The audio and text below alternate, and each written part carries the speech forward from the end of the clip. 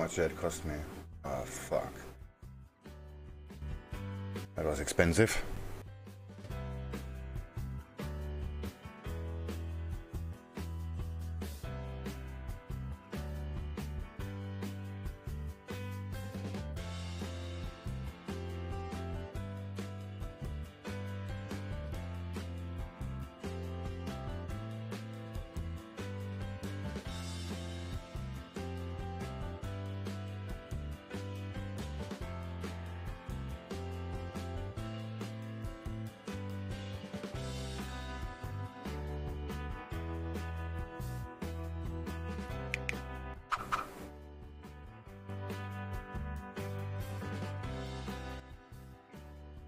Order filled. Order filled.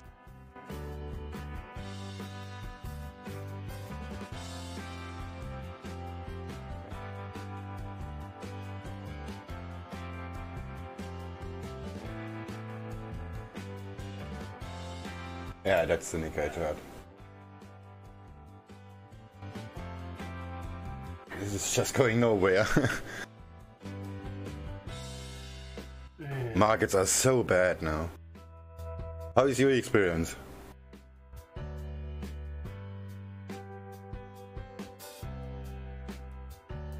That was quite a spike. I mean in general about the markets, like this year.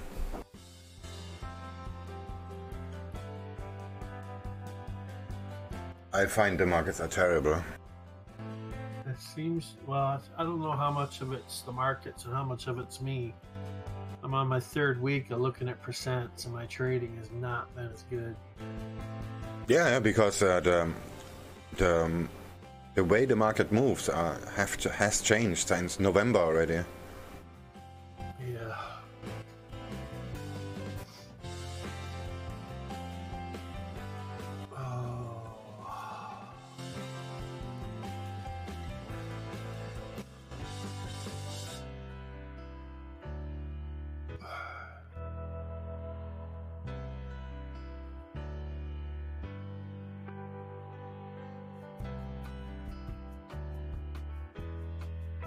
Maybe it's just me. Seemed like they were ranging for a couple weeks. Yeah, but usually I like ranges. So this is like easy money. But these ranges are very, very strange. Like today is actually a pretty good day. If you look at AUDJPY, this is like beautiful. Yeah, today was a good day.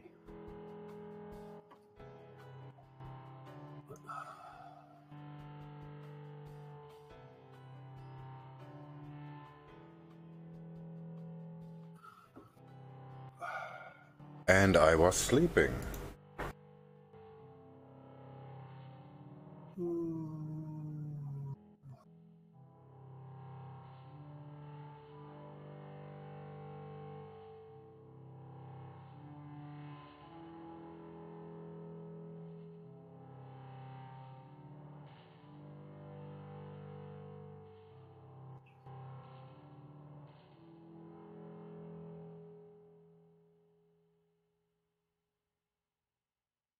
We can get another up momentum candle on the neck. This thing should take off.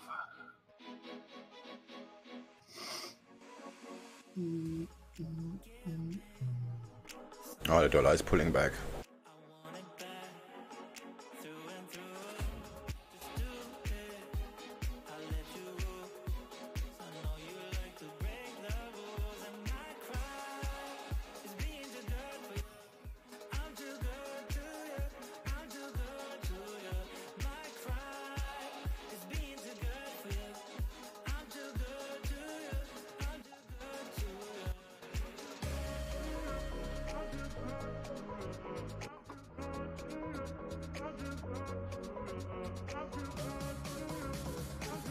Scruffy is still.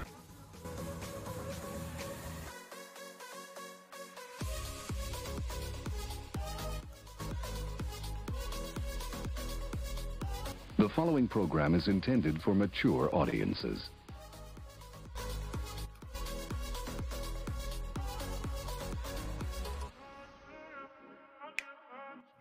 filled.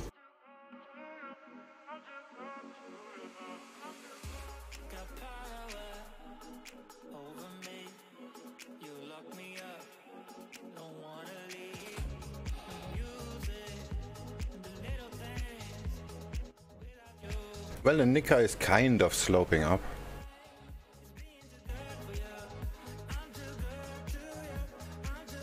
Yeah. But it pulls back way too far.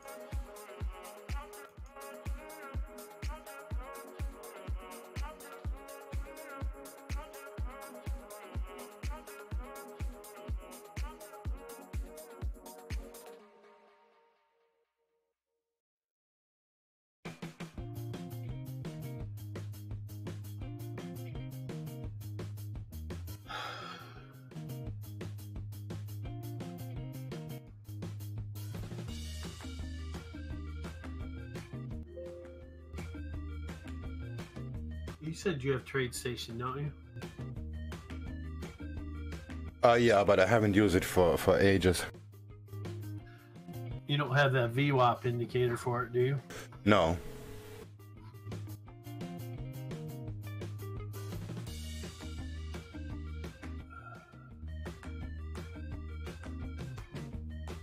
The one I have is for the whole day, midnight yesterday to midnight tonight.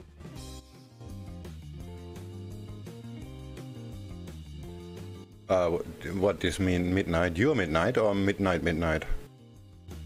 An hour from now, mine resets. An hour from now? That's our time. I think, let me double check. I think that's what it is.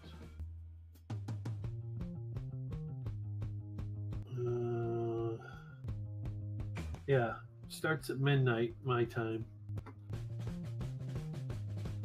And it's not.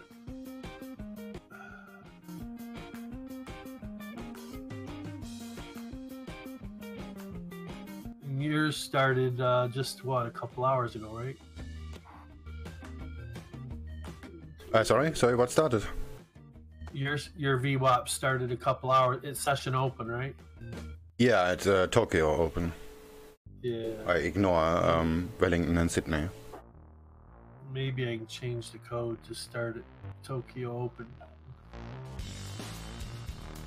I mean, if you include Wellington and Sydney, there will be not much change to it.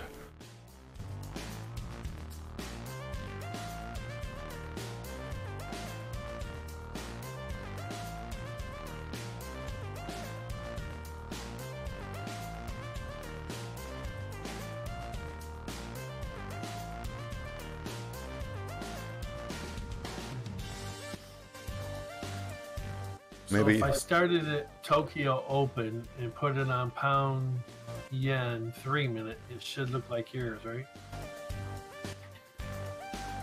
Pound yen 3 minute. Let me just open it and. I'm sorry, Aussie yen. I'm looking at your stream. Oh, okay. But let me just turn on the history.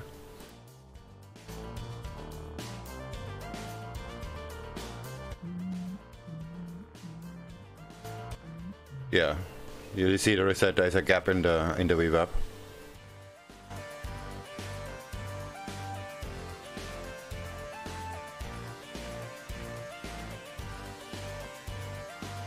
For me, this is okay, I thought yours didn't even turn on until Tokyo started. yeah, well, it keeps calculating, and I just reset the VWAP to 0. at Tokyo Open, you just reset it to 0? Yeah. Reset the volume to zero and set the VWAP price equals the first tick. Okay. I gotcha. Man, look at those bounces off of it. Yeah. I hope it doesn't make a retest now. That would be really expensive. I hope not. I hope we see another huge spike that we just got. Alright, so we got that's a 3-minute chart.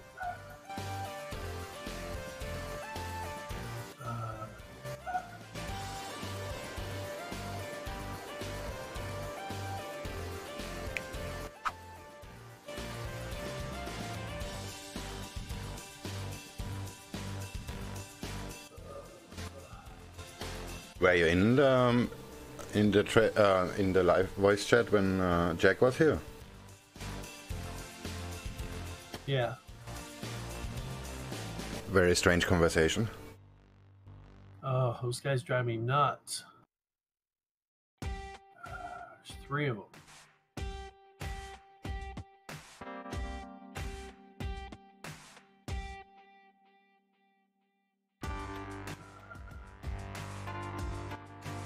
Yeah, I talked with Jack yesterday about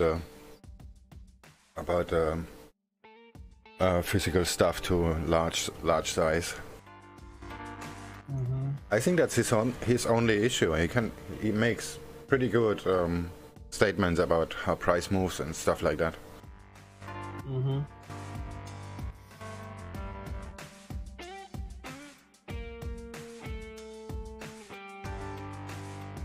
Yeah, it could just be a money management thing. Yeah, you have to detach yourself from the money.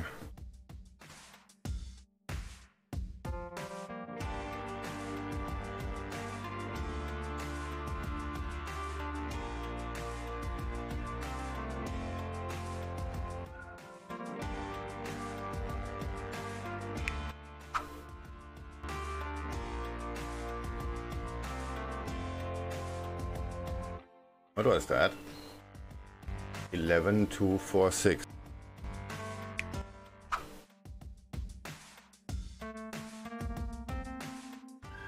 So your Tokyo Open, was that from right now, was that 3 hours and 15 minutes ago for you?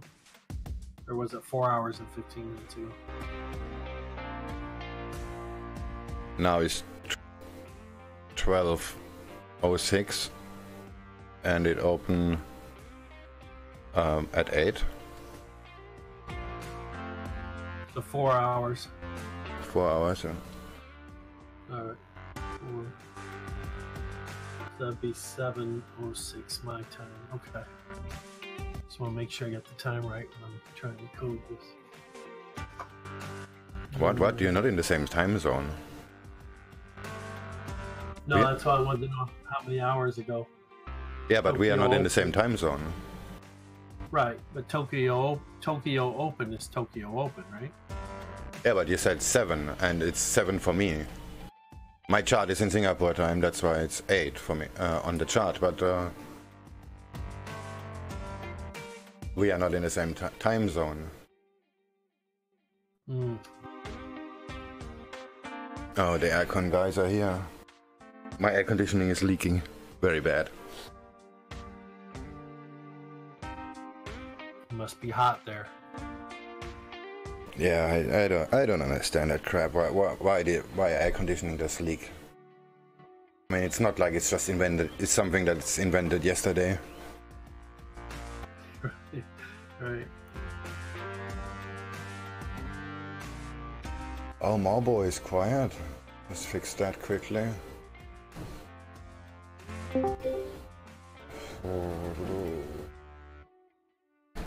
Oh, I have to relog on.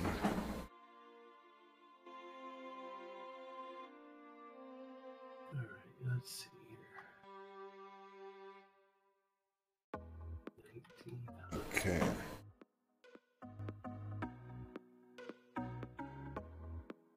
Download Flash.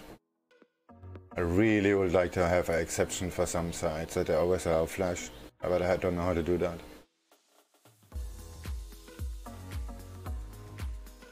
You'd like to do what? Every time you go to a flash-driven website, it asks to allow it. Oh. I understand the security implementation, but it doesn't ask and ignore it. What's going on here?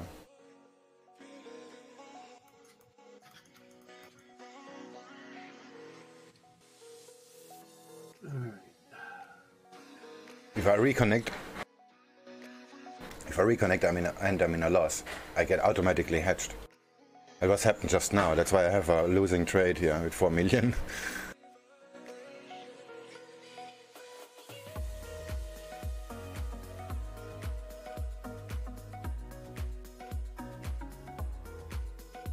Oh, price is right at the VWAP now in the Nikkei. That looks pretty good. Let's just hope it stays there.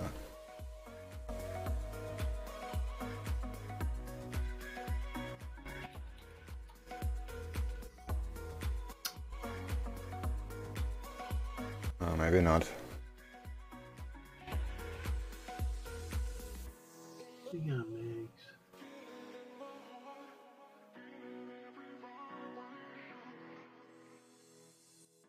Put it a little bit higher here. Like this.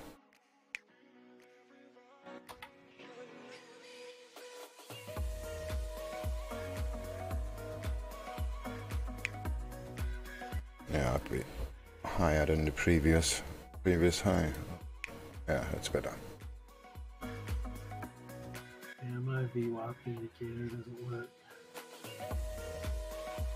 I cannot. That's nothing like yours.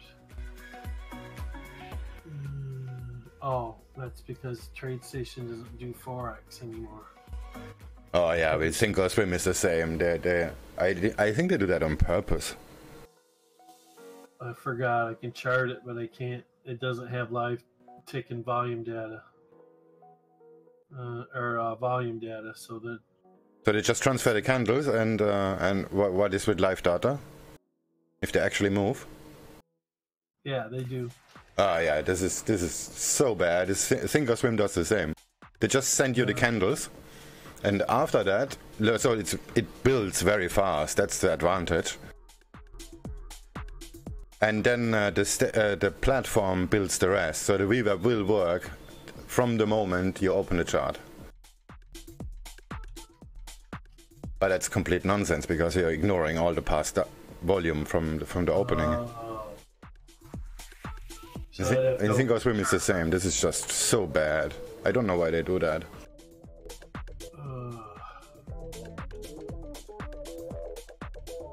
Yeah, that don't make sense.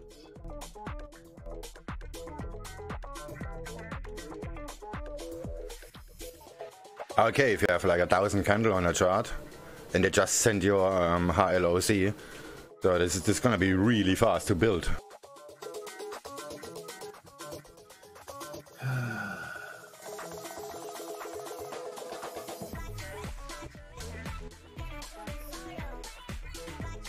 I have like 7,000 private messages. Yeah, maybe.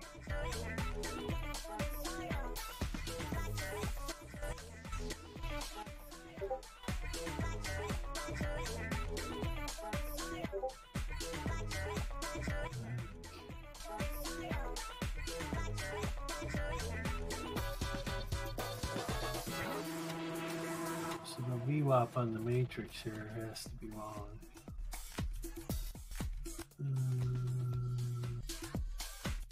Doesn't even show the VWAP. Ah, where's my phone? I'll be back in a sec.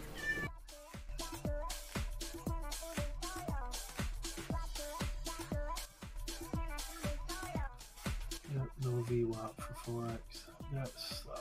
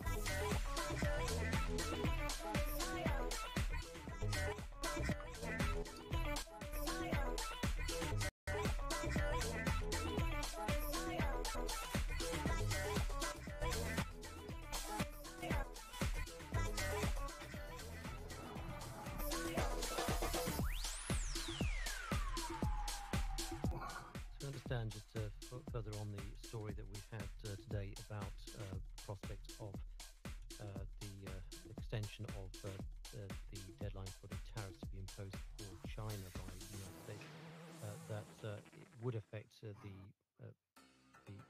extension at the lower rate of tariffs rather than doubling the tariffs to 25% on $200 billion worth of Chinese imports into the United States, if the two countries agree to address some structural issues that have been identified with China. Though President Trump said that he was not inclined to do so, so it's not yet a given that this is something that he's definitely going to do. It's just that he is open to the possibility of doing this.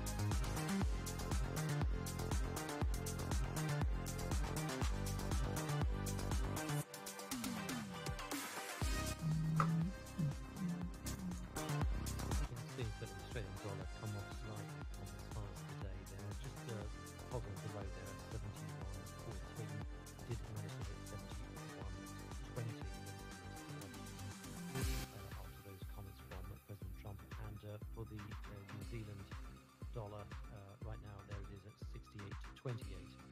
Again, just slightly coming off its levels there of 68.30. So that was what it scaled earlier. It hasn't managed to build on that, obviously. I think people are now sort of realising this is just an off-the-cuff remark in a way.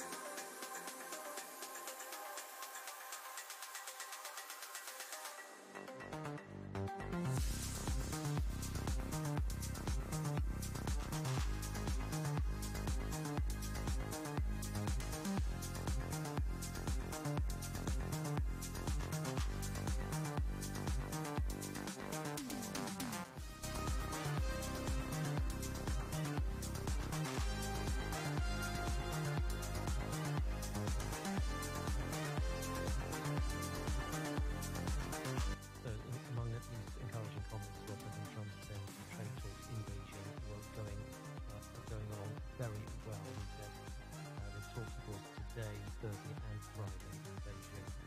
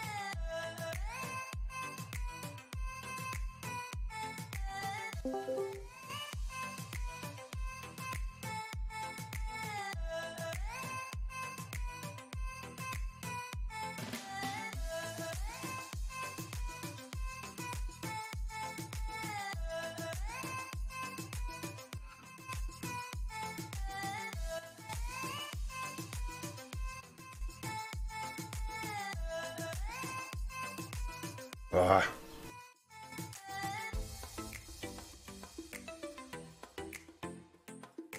Yeah, it's not looking good. Gotta babysit the air conditioner guys.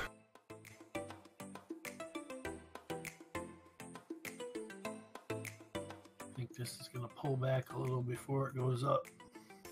I hope so. I'm pretty heavy now.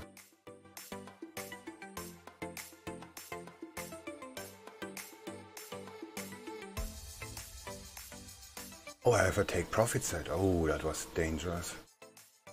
GP active now. Wow, that was a close one.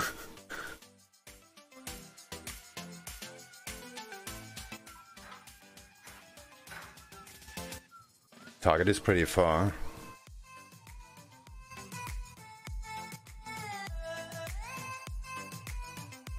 $138 pips. 138. That's doubtful. Gotta find something closer. Oh, there isn't actually. Oh, okay, I could take be it. another 3-day trade, right? Yeah, fuck that.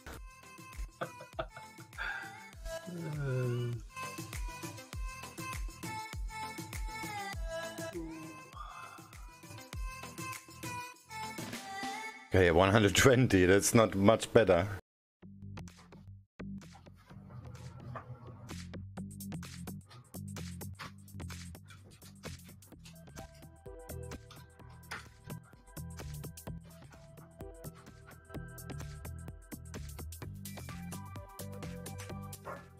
Just 2 touches, that's very, very bad.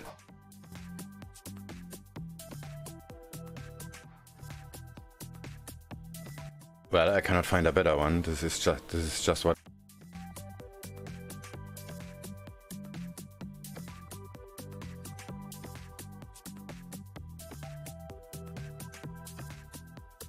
If I take the previous support, it's even further.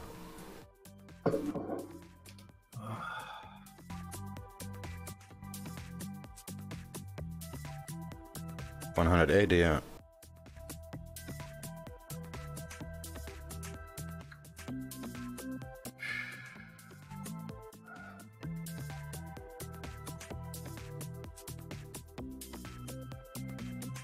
And if I take the... Oh shit. I just found something bad.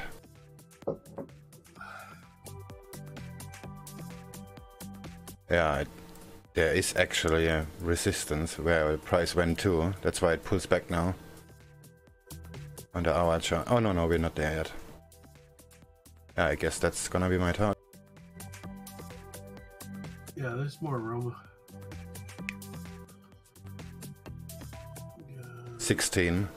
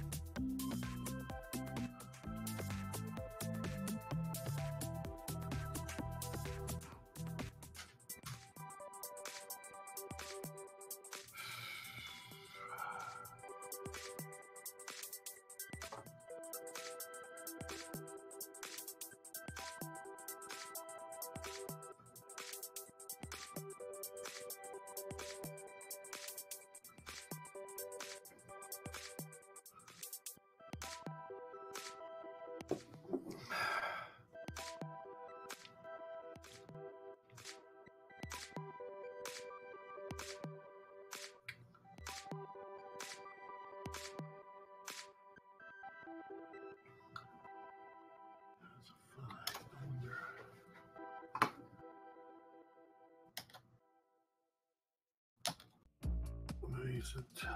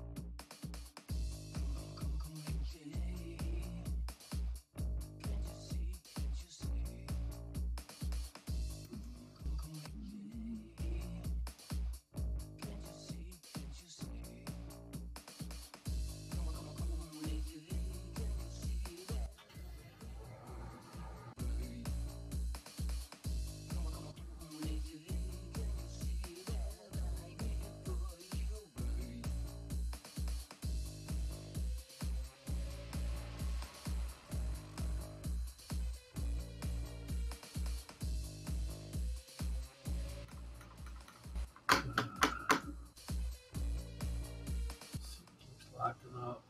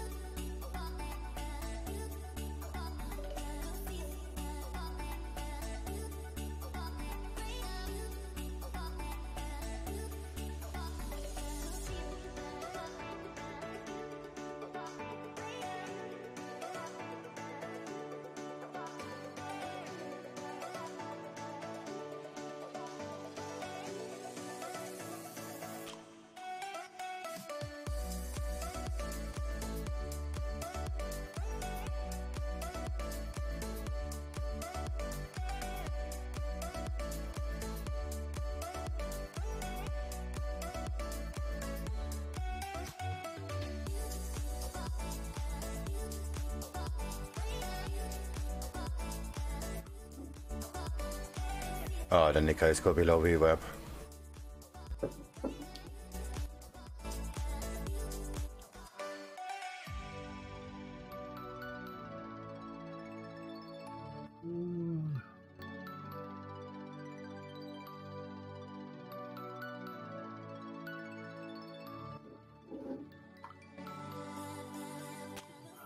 Yeah, that looks not so good.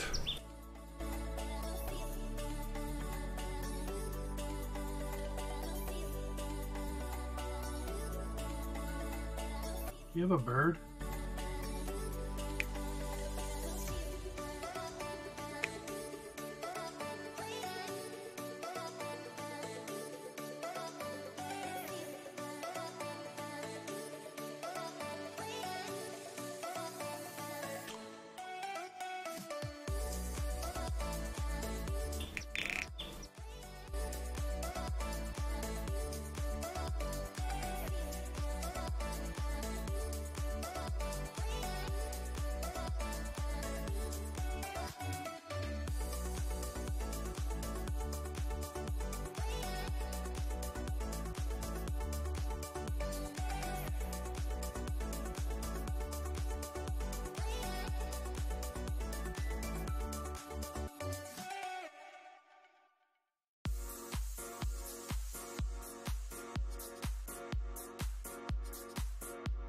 Alright, I have to babysit the aircon guys before they destroy everything.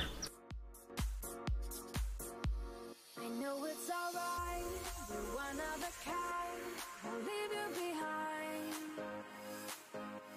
And all through the night, when we're running blind, I got love on my mind.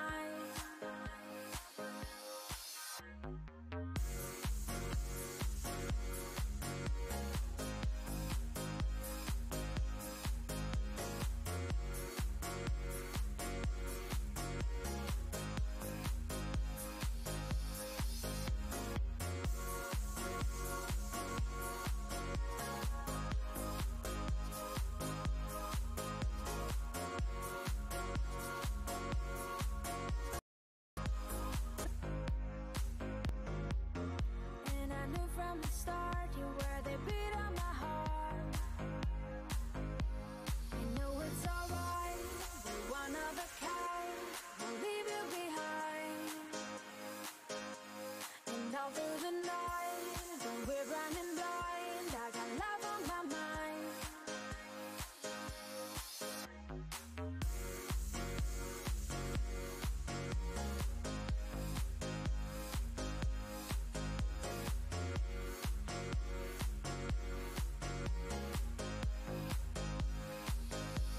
I know it's alright, you're one of a kind, won't leave you behind.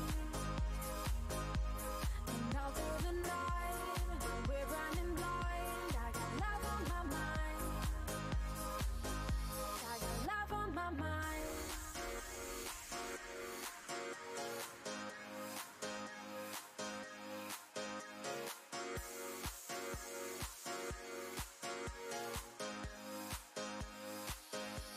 I know it's alright, you're one of a kind, won't leave you behind. And all through the night, when we're running blind, I got love on my mind.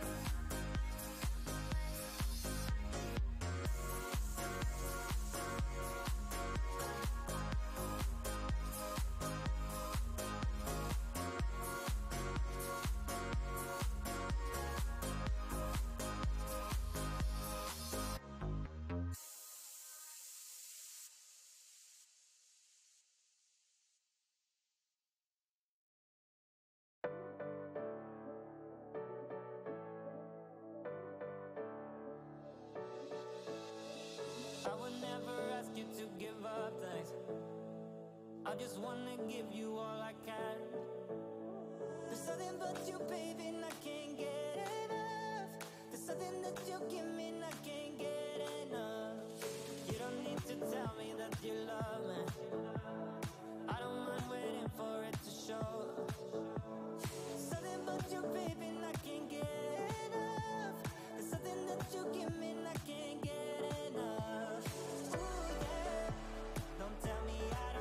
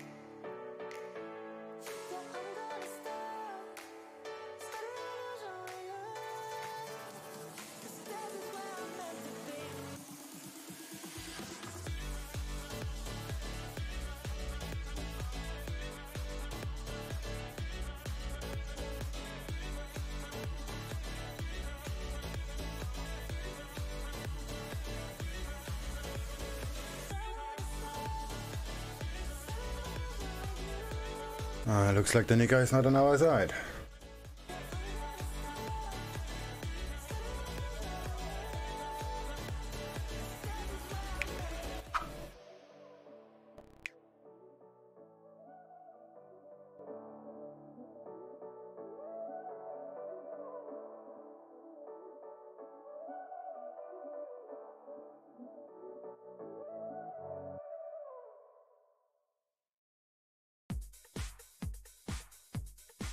Maybe I moved it a little bit up.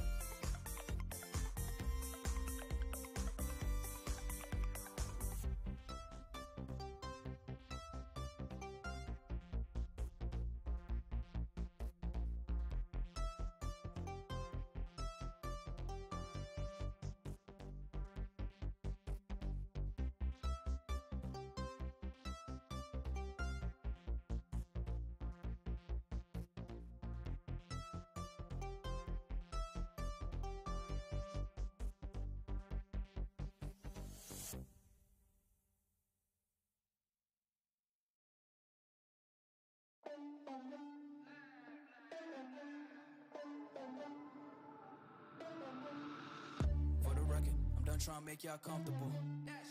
For the record, you ain't trying to grow, then it's done for you. For the record, lab on me going all the way. For the record, ain't trying to link, no time to waste. For the record, for the record, for the record, for the record, for the record, for the record. Been a little too nice for y'all. Now I gotta up price on y'all. Snake eyes on dice for y'all. Shoulders on ice for y'all. A6 all the hate. I won't get a ball today. Got lost in the ball and A's. I'm flipping the bars, I'm flipping the on record, off record. I still count wins when they got it. On record, off record. I let them take advantage. I was wildin'. On record, off record deals. Tell them talk to Colin for the quote. On record, off record. I still want the act, not the ghost.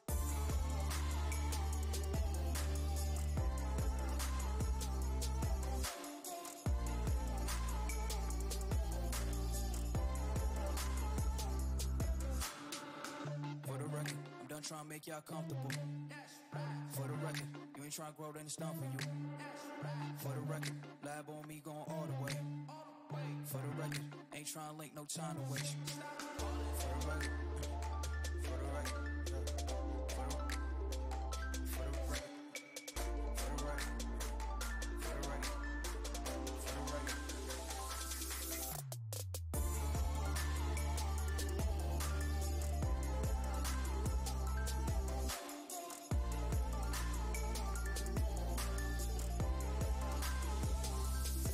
Been a little too nice for y'all. Now I gotta up price on y'all. Snake eyes on dice for y'all. Shoulders on ice for y'all. A6 all the hate. I won't get a ball today. Got lost in the ball and A's. I'm flipping the bars, I'm flipping the on record, off record. I still count wins when they got it. On record, off record. I let them take advantage. I was wildin'. On record, off record. record deals. Tell them talk to Colin for the quote. On record, off record, I still want the act, not the ghost. For the record, I'm done trying to make y'all comfortable. For the record, we ain't trying to grow them stuff for you. For the record, lab on me going all the way.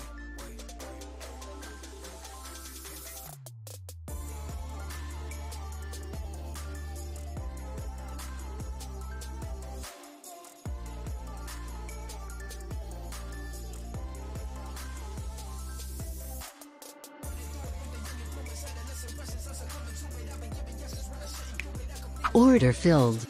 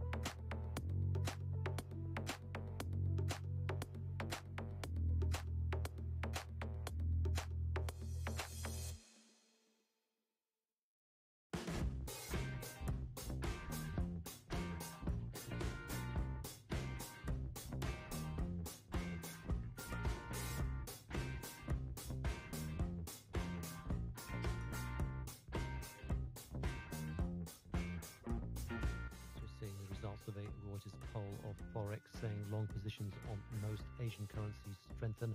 The same poll says that bullish bets on the Thai baht are the strongest among peers. Bullish bets on the Chinese yuan are strongest in 10 months, and says bearish positions on the Indian rupee retreat slightly.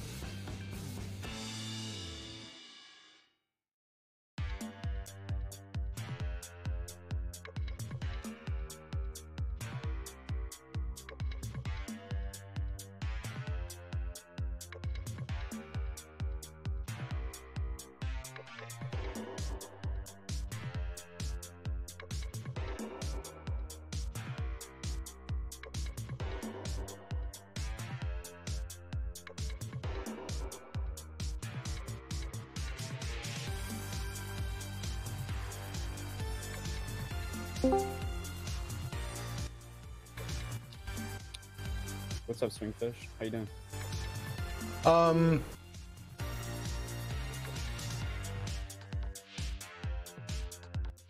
Yeah, so. Buying ASEAN, but I'm not so sure this is gonna work. I haven't traded in like a couple of hours. I mean, I'm in profit, but yeah. The initial move I was buying US yen. It was just the only pair I did see because I'm super late started today, and it just shoot up with like half the size of my usual size. But the dollar is dropping down, so I picked something against the dollar, which is ASEAN, and now it doesn't move because the Nikkei is start to weakening. Yeah.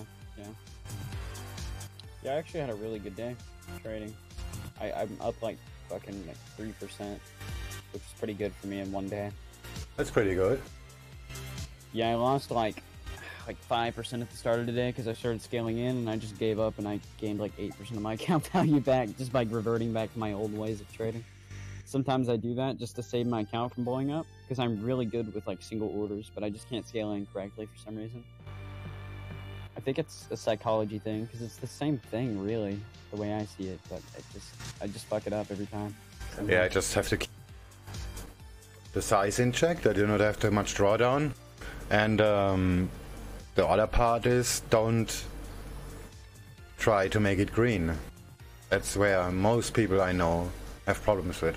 Like your initial entry is still in a loss, but it took so long, so maybe the resistance is now, because it's sloping down or something like that, so the resistance is actually lower than it was at the moment you entered the trade, so you have to exit even if the initial entry is still in a loss. And a lot of people have problems with that. Like, it's a bit ego, I guess. Yeah, what I was doing, what I've been doing at least, I think I'm doing it wrong or something, because what I do is I do the same concept as I do in normal trades, you know, where I pick an entry and I pick a stop loss from the start, and then I just place a bunch of orders in between there and let it ride like normal. Is that how you're supposed to do it? I'd assume it's not. Yeah. You just find you're making micro channels inside the price action, and then okay, if it's pulling back, it's gonna pull back to here, and there is a limit order. Gotcha. So wait, so like I trade ranges, if you didn't know that, mainly. Yeah, so me too. Like right now, if you look at AUDJPY as example, it can go. I actually have an order there. But I haven't moved it yet. This looks like a trend. Aussie yen, you said? I don't care. Yeah. Okay. So I just make a support line which can be broken very easy because it's intraday. It's in the current structure. But at the bottom of this line, like a half a pip higher, I have a limit. Because if it's gonna pull back, it's gonna pull back at least to this point. Yeah. But this trade is gonna go bad anyway. The Nikkei is dropping pretty hard. Gotcha. So this trend lines, that like these micro structures, they are not like they have to hold. This is just a good place to scale in. And if they break, well then they break. That's how it is. Gotcha. Then you just find another one more down where the price may stop, and then there you have another order, and so on and so on. Alrighty, I see what you mean. I mean, like if you look at AUDJPY right now, I would scale in like right now. Aussie yen, one sec. If you open AUDJPY like on a 3-minute chart, and then you make. Okay, yeah. Oh wait, I make a photo and post it in the trading room. Are you talking about where it's topped out right now, and it's kind of like consolidating? Yeah, it's consolidating, but you buying into the consolidation. That's the whole idea. Yeah. Okay.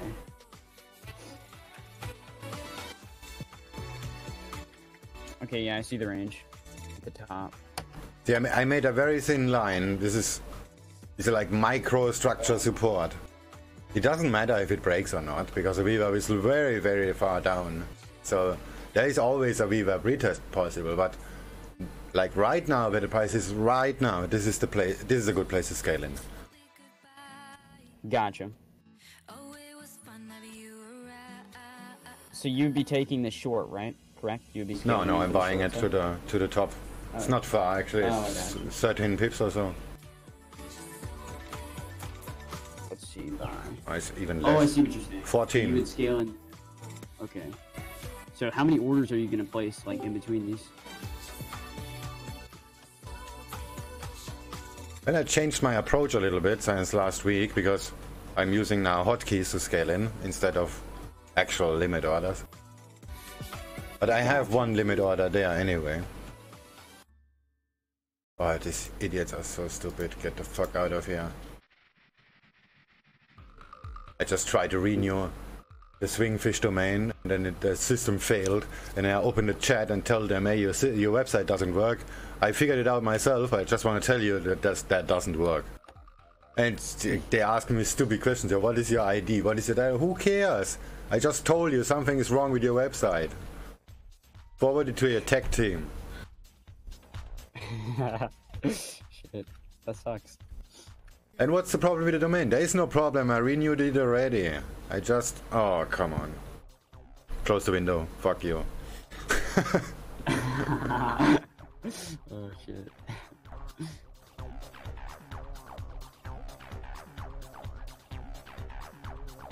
So, how much do you risk on these trades usually? 0.6, 0.7%. So I can hedge twice. Fucking hell. I risk like fucking... Even on scalps, I'm risking like 1.5%, which is probably not the best idea. But I'm on a 1K account. Yeah, I basically do the same, but I do it in 2 steps. So my first hedge is 0.6. Let's say 0.7 because there's always slippage involved. And to get rid of this hedge, of this initial hedge, I will just reverse the one side of the trade. That means double the position at this point. And if I get hedged again at 0.65%, I'm gonna have a 1.4% drawdown. Yeah. But I have double the size on. Yeah, I get that. I mean, I don't hedge, obviously, because I'm in the US. And they're fucking AIDS about it, so I can't hedge, sadly. Yeah, this is just corruption big time. Yeah, yeah. Yeah, well, it's the same. It's the same. You just get stopped out, and then you, if things work the way you do it, you just do it double the size, and then you get stopped out again, and then you're down 0.5. Oh no, that's wrong. If you don't hedge, you will be down 2 because you have a larger loss before. No, that's it's a bit tricky to do with a stop loss, but it works too. Yeah. I get what you're saying. Yeah, I don't know what it is, man, but I literally made back everything that I lost within the last week, like fucking scaling in one day, just from like taking normal orders, because I'm like so damn profitable like that. I don't know, but I really want to learn how to scale in because I think it'll improve my skill set a lot, just because having that on my side would always benefit me as much as I can, you know, pile on would benefit me. But well, with $1,000 on the account, this is pretty hard to do, but let's just assume you have more money. Then you just take the smallest size or very small size in relation to your account, and you just keep pressing the button. And you're not doing that because you're an idiot. You're just doing that because you try to train yourself find the bottom if you're buying. So you're buying every dip basically. And if you do that a few months, you're gonna develop some regularity about that, and you see, okay, this is gonna go there and this is gonna there. You don't have to make trend lines to see that these positions. So it's kind of a training exercise, but you have to do it with very small size because you're gonna place way too many orders.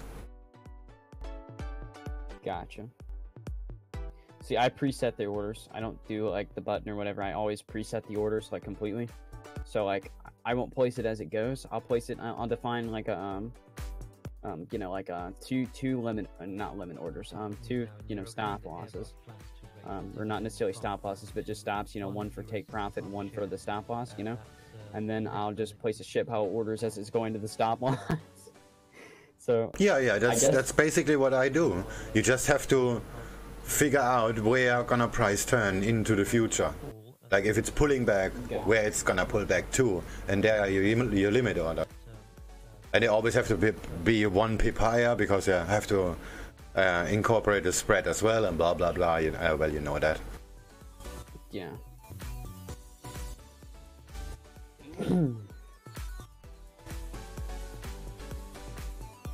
Would you recommend ever like not letting it hit your like take profit just because you don't think it's gonna go? Do you ever just like wait for it to go down a little because you've scaled into the point where whenever it turns around, it has a little like retrace, you know, or anything like that? If you think it's not gonna go, like a little bit of a retrace on like a 25K order versus a 1K order, which is probably what you're starting off with. I mean, would you recommend just like kind of like selling out at that point, even though all the others are in the negatives, just because you could probably like, you know, make a little bit of profit, not to mention it's probably not going to go? Like, do you think that would ever be a good idea? Or should I'm not so sure I can follow. I have to show you an example or something like that. It's weird to describe. I've had it happen a couple of times. Let's see, one sec.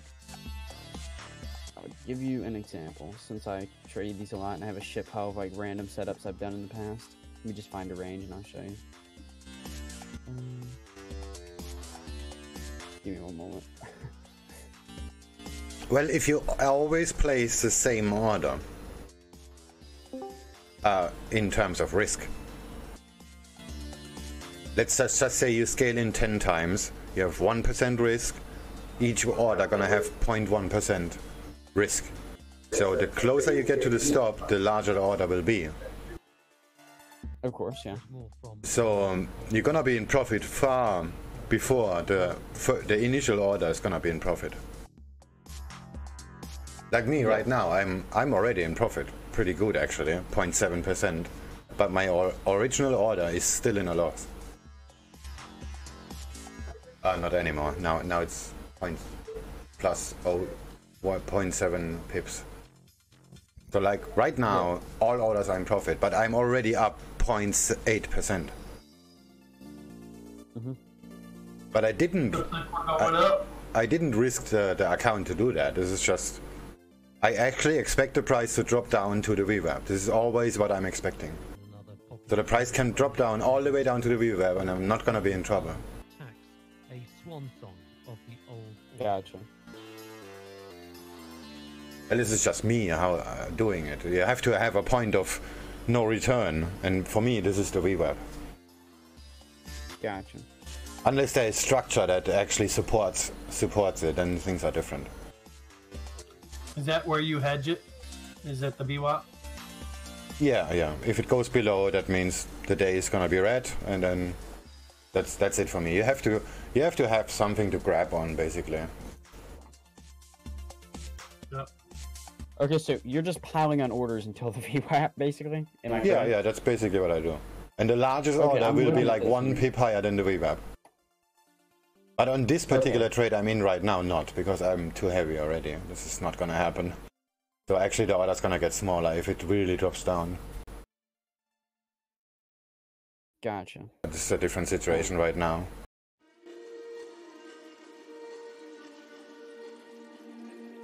How heavy do you really get in on these trades, like when you place that many orders? I guess you would not get in heavy at all because you would keep the same amount of risk no matter what, correct? Yeah, that's what I say, but it's not what I do. Oh, yeah. One more lot can't hurt, I feel you.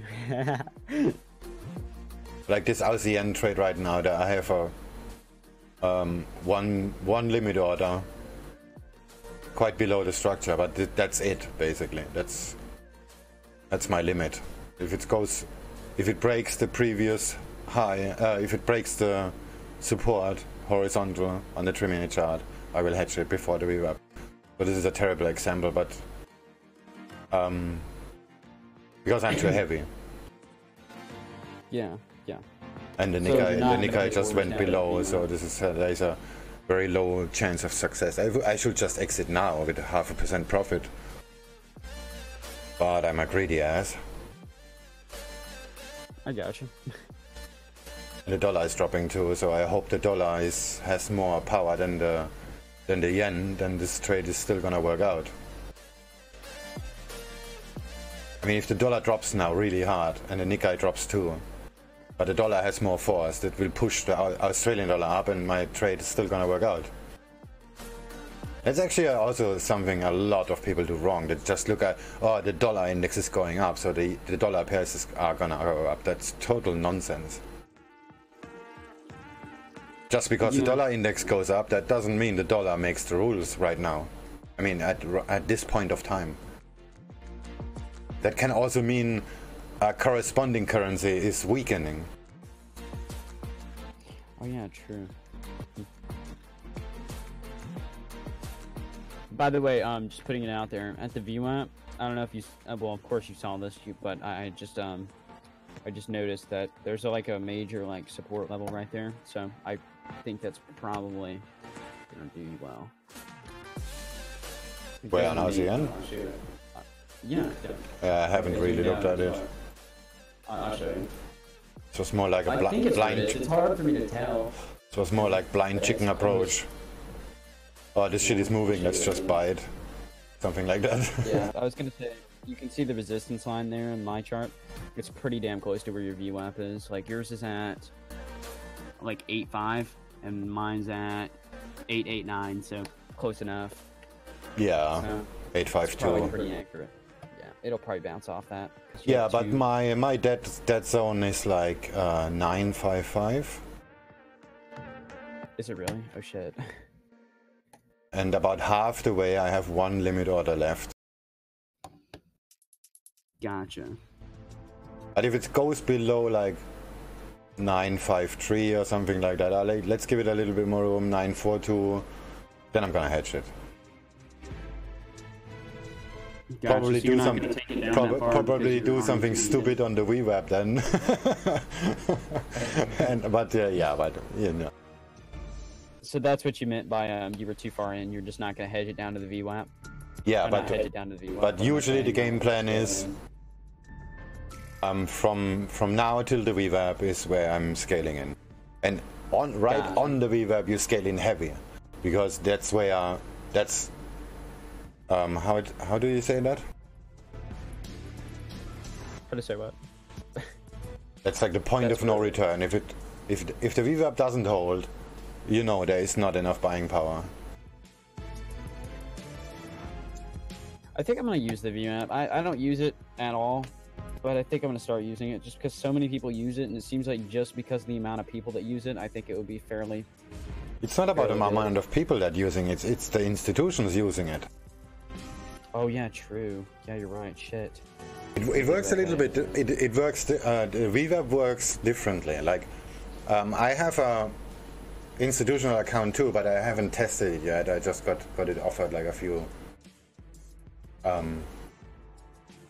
weeks ago. I just didn't get to it. And this account actually, it's just an execution platform. If I press the button, I will always get filled at the VWAP, regardless where the price is. And this is how the banks and the institutions trade actually. So, and what the traders in this company, they are employees. They are not like us. They just have a job, and they get their commissions. The more commissions they get, the closer they're buying at the VWAP or selling at the VWAP. Because if you are an institutional trader, you press the button, you will get filled at the VWAP, even if the price is like 20 pips higher. Gotcha. And that's why right at the VWAP is the most volume, because all these traders that works in these institutions and banks, they of course wait until the spot rate is there as well, because then they're gonna get more volume, more easy fills. And the institutional traders, I'm guessing, are where the big money is, correct? Like where actually the market movers and shit like that, right? Yeah. Okay. But you can have, as a retail trader, accounts like that too. Really? I didn't even know you could actually move the Forex market with retail trader accounts, Loki? Unless you like... No, you cannot move the markets unless you have billions. But you can execute the same way the institutions do it. Gotcha. It just doesn't work on a MetaTrader retail platform where the broker only makes the money. But like if you have NinjaTrader or TradeStation, you can just connect to a liquidity provider, and they give you the price feed. But if you press the button, it will be filled at the VWAP, and that has a major advantage, because you have basically no slip. So you look at your price, you look at your chart, and if the spot price is at the VWAP, you press the button and you're gonna have no slip, no matter how large the size is. I gotcha. So you can buy like 500 lots, and you're gonna get that price. If you do that on a retail platform, you're gonna get slipped like 100 pips. So that's just not gonna happen.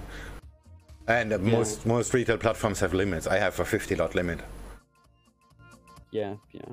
I mean, the problem with what I would be doing is I would probably, if I was going to use this, like anything close to the same method, because it looks interesting, I was thinking to myself, damn, the VWAP plus like a support divergence or some shit like that, or, like when they con sequence or something like that, Man, that would be a really strong level, like a really fucking strong level. That's why I was thinking about like actually getting it. I was like, damn, that would be smart. But at the same time, you also have to think about the fact that I can't hedge it like you.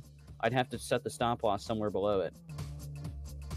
Yeah, and if there is just volatility and prices or the bots start to fight or something like that, then then you're gonna whipsaw it, like.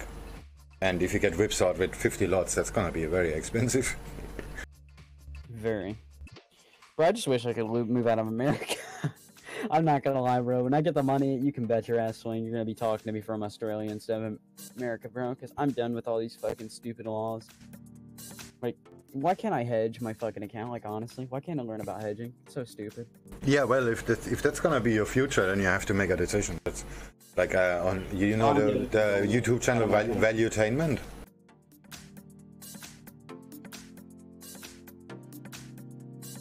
There's a YouTube channel about entrepreneurship and blah blah blah. It's called Valuetainment. He's a bit. The guy is actually a bit edgy. He's like this mentor stuff guy, which this kind of people we all hate. But what he's saying is basically almost always real. So he knows his shit. And he also said once, well, if you live in Iran and you cannot move money, then get the fuck out of there. Yeah, I mean, yeah, or something like that. Because if the country you're in holding your back, then you have to change it. You have to change that. Yeah, I think it won't. I shouldn't really complain that much because I have a shit pile better than a lot of people. I'm privileged in that way, but I mean, at the same time, I feel like I could still, if I could still drop, you know, a couple $1,000s in, you know, moving my shit to another country or something like that, you know, I'd be willing to do it simply because I think it would make it much easier to be successful in the market without all these laws surrounding everything. Yeah, and you have to wait it out. What is the pro and the cons? Like if you cannot leave your family or whatever, then this is just not an option, and then this is how it is. But then you have to accept it. I don't know, man. I feel like they'd be upset, you know, like my parents and shit. But like, I don't know, man. I think I should need to focus on something like this. I want this to be my career, sort of, you know. Yeah, but you can still go to Canada or something like that, and I haven't researched the regulations. But rent a small place there, whatever, just so you have an electric bill with your name on it, and then you're good to go. But then there is a tax problem. But yeah, well, there are always. What I'm trying to say is there's always a solution if you really want to do it. I definitely really. I mean, you don't have to leave your parents behind or whatever, or the rest of your family. Like I said, you just go to Canada, and. Yeah.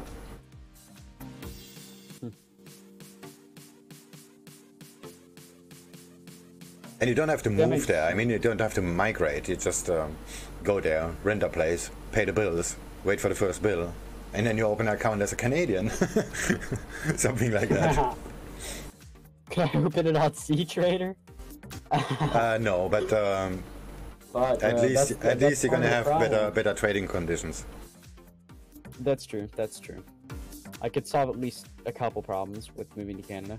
Yeah, honestly, and this is not gonna cost you $100 grand to do that. That's what I mean. And you don't have to leave everything behind. I don't know, man. How do I put this? I want to put this in a way that doesn't make me sound like a retard or someone that, I want to kind of get like other people to grasp this like feeling that's going through my mind, you know, or this thought process. But basically, I feel like getting as far away from where I came from would maybe be a good option to some extent. I mean, I could keep in touch with family and everything, but it would only be for a few years until I can grow a fortune, you know, and over time, you know, and it would be like, I don't know, man. I feel like the mindset that I've been raised with is the wrong mindset, and I feel like the farther I can get away from it until I can, you know, understand money a little better, the better, because I just don't want to pollute myself right off the bat, like you were saying. I don't want to have I want to get a value of money and everything, you know, before I start like really trading live like hardcore, you know, of course, because that's important, but I don't want to pollute my mind with all these, you know, like middle class beliefs, you know, and stuff like that, and these like liability ridden fucking mindsets and shit. that are constantly thrown at me, you know, from where I live and stuff. So it's tough, dude. I don't know. It's a tough decision, but I think I might just go all out on this one. Honestly, Swing. Yeah, this is just the way it works. I mean, this is no conspiracy shit. This is just how it is. I mean, you get zero money education in school. There is a reason for that. Yeah. What do you think the reason is? Because I don't even know the reason. I know that schools train you to be an employee, and they don't really give you much education on money or how it works.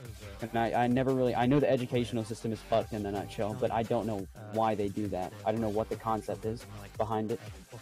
Well, I have theories, but what do you think? You trade. How easy is to make money in the markets?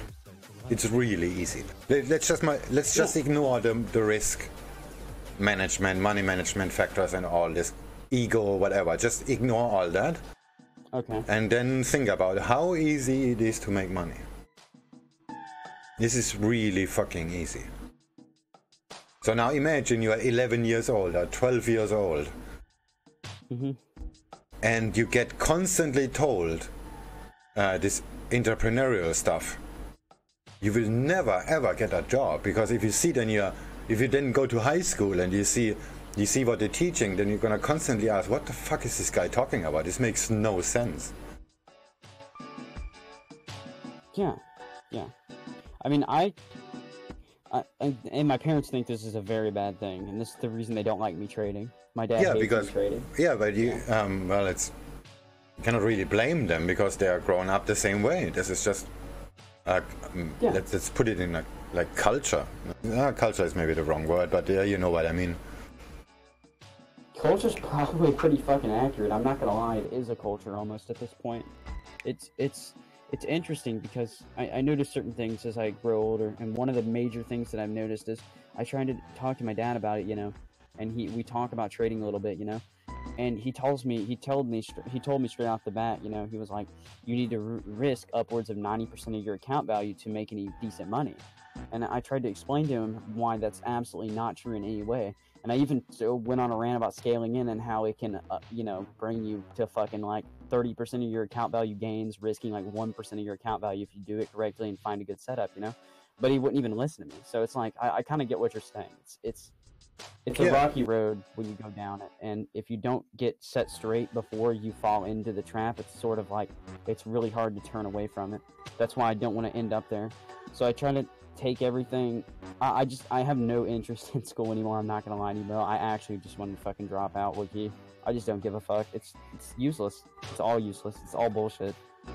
Yeah, well, like high school or college has advantages. You can just dismiss it. There is a cultural, social. There is a lot of stuff you're gonna learn there. It's not like school is garbage. Let's put it that way. Yeah, but it's broken at the same time. Yeah, that's kind of true. Yeah. Yeah. I mean, I'm putting. Think about this. Like, I don't have a problem with it because I don't want to say I'm good at every subject, but I'm not bad in these subjects, you know. So I don't have a problem with it. But I notice some of my friends maybe are not very good at English, you know, but they're really good at certain math and they're good at computer science and shit. But they throw them in fucking English classes nonetheless, and they try to pile work on top of them that they're not good at. And it's like, it doesn't make sense to me. It's like, why not focus on what you're good at? We have our own skill sets. Why not focus on what you enjoy and what you're good at? That would be such a better educational system if we could just, you know, give people what they're good at and help them improve and fucking maximize one thing so that they can actually make a living for themselves. And of course, financial education as well on top of that, because that's necessary for any industry. Yeah, well, there is an industry problem. Imagine everybody would make money trading. Nobody will go to work anymore, and the privilege of doing that will be spread out to the masses, and then it will not work like that anymore. Yeah, I don't know. I'm very mixed on it because I understand that I have to respect the common worker because of the fact that, I mean, just because I found this route doesn't mean everybody's gonna find it, and I need someone making my McDonald's burger, so it's like I kind of have to respect them for it, but like at the same time, it saddens me because there's very intelligent people that I'm around every day, smarter than me, you know, but I know that they're gonna end up working on white-collar job 9 to 5 for the rest of their lives, you know, and it's just I don't understand how they could ever like live fully like that, you know. But I mean, again, I'm very mixed on the opposition of it all, because it's like, yes, I would like to see everybody learn about financial education and, you know, gain the skill set to make a lot of money. But at the same time, if everybody was making as much money as, you know, some traders on this fucking Discord are, I mean, the economy would be so fucked at that point, because it's like, I mean, you can't have everybody being millionaires. You just have to Yeah, that's right. Yeah. So Meanwhile, I'm very Force mixed on it. from a banking group in France credited But it's not my Paul place to with choose who achieving takes certain paths, so targets 1 year ahead I of try to plan. introduce, Company you know, says trading to proposes people at school and dividend stuff sometimes, just because I €0.06 like, you know, a share. giving people the opportunity, even though, you know, I'm not the best trader yet or anything, just introducing someone to the skill or something, you know, or financial education, you know, in general is a good idea. Yeah, but you know about the technology, and you know the way to do it, and as a result of that, you know, making money is really easy. Definitely. Much easier than I ever imagined. I mean, it's really like very, very easy. I mean, everybody who say trading is hard is just an idiot, because it's a numbers game, and finding something that works for you is very, very, very easy. People not failing because they have a bad strategy. People failing because they're trading against themselves. You're always trading against yourself. There's nobody out there. I'm sitting here alone with my 7 screens, and that's it. I have no enemy. This is just me. And we are not market makers. We are not big enough to move the market, so whatever we do, we do. It makes no impact. I mean, collectively it makes an impact, but you know what I mean. If I press the button, nothing is gonna happen. The prices will not move because of that. Yeah, it's just, yeah, it's interesting. I don't know. We are all just scalpers. We just ride the wave, but we don't. Okay, in some way we contribute to the wave itself, but yeah, you know what I mean. It's just you against yourself, and that's why the most people lose. Because if you grow up to learn how to calculate, go get a job, don't take responsibility for your action, then you're gonna fail trading. Yeah. Because if you allow a 10% drawdown and the market dips down, and you have like a 30% loss, then you have a 30% loss. That's it. You cannot go to your boss and take your warning letter, and they say if you do it again, we're gonna fire you. If you let that happen, you're gonna be broke, like in minutes. So there's like instant consequence of what are you doing. That's hard to deal with sometimes, especially for people who have followed people their entire life rather than led.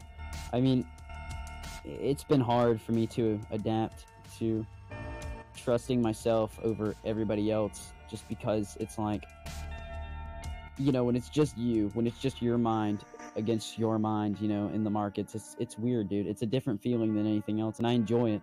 I enjoy doing it because I feel like it improves me as a person, just learning from my own mistakes, you know? Oh yeah, it most definitely does, because at some stage you're gonna start thinking in equity. And that's when you made it. Like you're walking into a store, you wanna buy a new TV, it's gonna like cost you $500, and then you're gonna think, how much money can I make with that $500 if it would be on my trading account? That's when you made it. That's the situation when you made it. When you make risk assessments based on what you're gonna buy. Like you do risk management by standing in front of something you wanna buy. That's interesting.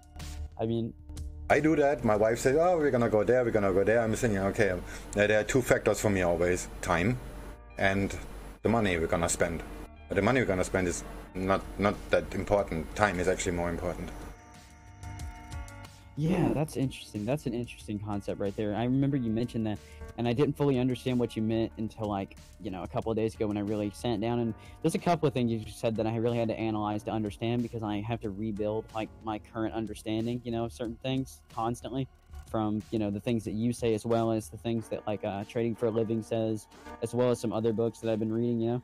But, like, one thing that I just didn't really understand was why, you know, like, how you could think about time when you're looking at an opposition that requires money from you. How you could only look at the time factor mainly. You've talked about this before, I'm pretty sure, and I was thinking about that. I was like, shit, you know, like I don't understand that. Like I've always been very money oriented. I don't think about time ever. I just think about the cost of things, you know. That's Yeah. Well, if you I don't trade live yet. if you have a job, the only asset you have is time. You're not selling your smartness to your employer. You're selling your time to him.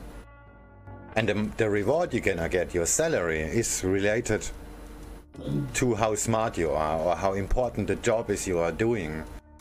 But you're not selling your brain to the company. You're selling your time.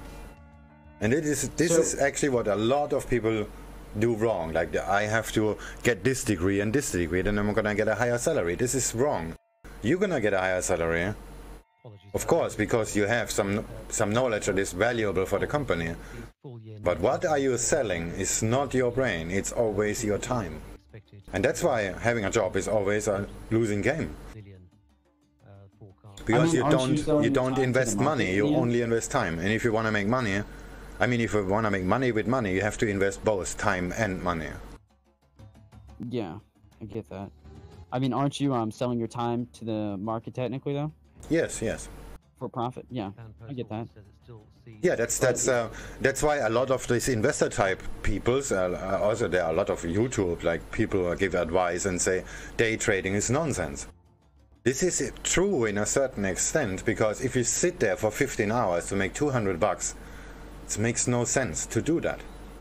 Because you're gonna waste your life doing that. And you're gonna get nowhere, basically. Yeah. Well, I plan to do whatever I have to make a lot of equity within the next few years, even if that does require majority of my time for the next 10 years, just because I've made that conscious decision to myself. Yeah, but you do this is an investment. You're doing an investment.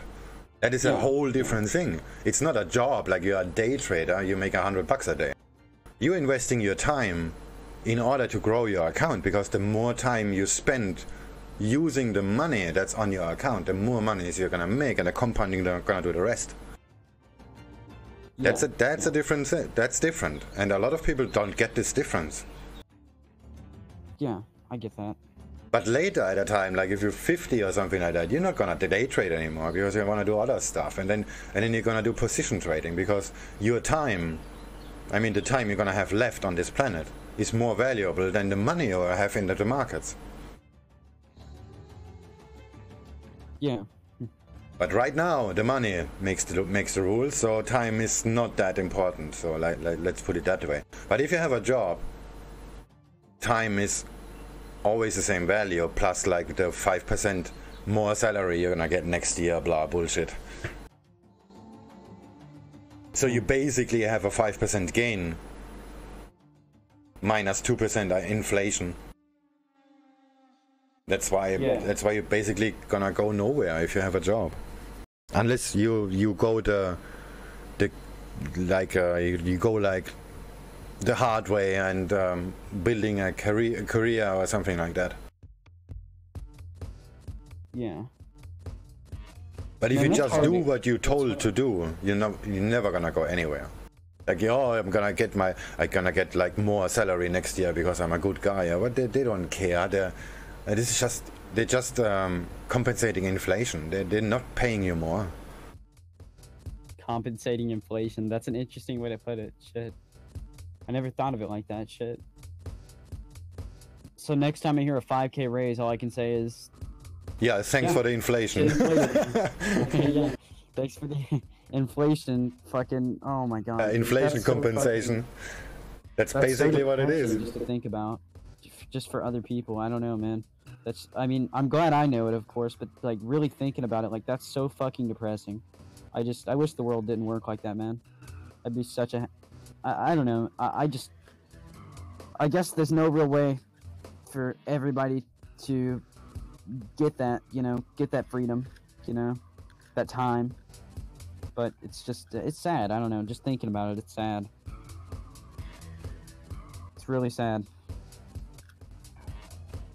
At least, I don't have to, you know, teach my parents this, you know? I really don't.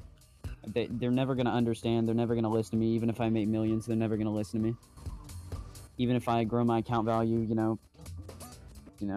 Yeah, but you cannot really blame them. This is just, this is a cultural thing. Of course. It's hard sometimes, you know, bro. It's really hard because I know I'm right. I know I'm right, man. But like, I don't have anything to show for it yet. But I know I will. I guess it's a valid argument, though. I mean, don't talk until you have something to show for it, right? Yeah, but if you have something to show for... Oh, come on, it didn't fill my order. That went well below bid and ask, but it didn't fill. Yeah, what were you saying?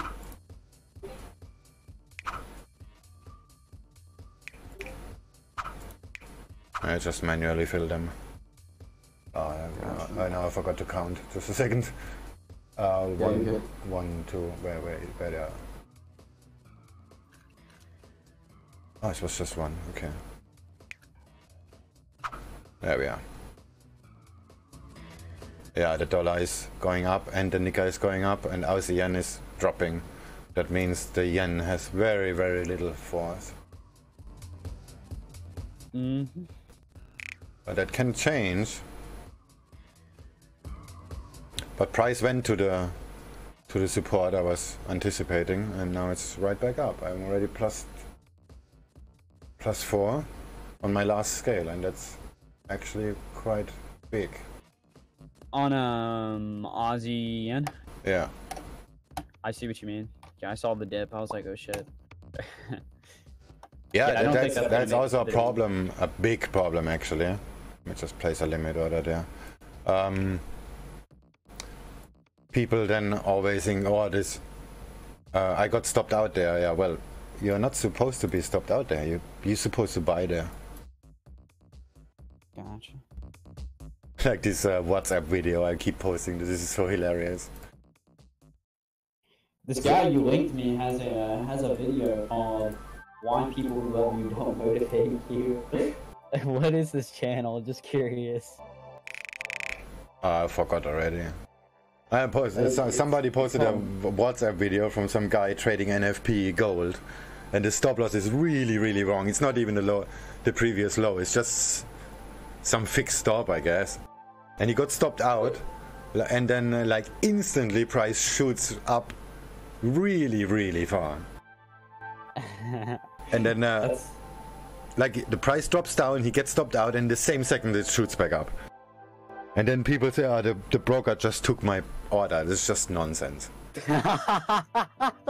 The broker just took my order, dude. My fucking broker. Oh, man. You remember when you had to, well, you wouldn't remember this probably, but I just would love to exist back when, or be trading, I should say, because I'm pretty sure this was in my lifespan since I'm 17. Be trading back when you had to like call up your broker for every fucking order or whatever. Oh yeah, I did that. Yeah. I did that for quite some time. Yeah. I made point and figure charts back then. On I don't know if you still have that in math class in school, like in high school. In math class in school, you have this this squared papers. Yeah, you have normal A4 or whatever size papers, and they have very little squares on it.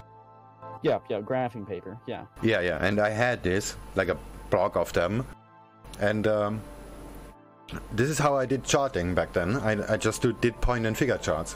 I called the broker every morning anyway, and he told me the prices, and I just, while I was talking to him, to the guy that's the clearance, I just made a cross or a dot. Holy shit! That's how I did charting back then. Oh my god, man. You talk about primitive. Shit. But this worked actually. I have to say this worked really, really well, because there is no psychology involved whatsoever. You just call them. You have a nice chat with them. And then what's the Dow today, and what's like I did a lot of commodities back then, like grain and coffee and all this kind of shit. And he just gave me all these prices, and I just flipped the paper and made an X or O, and that's it. That's really it. And then you look at it like after breakfast, or you do something else, and then whatever. It doesn't really matter what the market does. You just have your paper on it, and on the next day you're gonna call the broker again, because you're gonna place orders, or you're gonna move your stops or whatever. Wow, that's holy shit. That's crazy. I can't even imagine having to do all that to trade, dude. I'm so fucking lucky. I'm glad I started when I was kind of young, but like not young enough to hit that era. This is a really relaxed way of doing that stuff. Yeah, it would be like swing trading 24/7, right?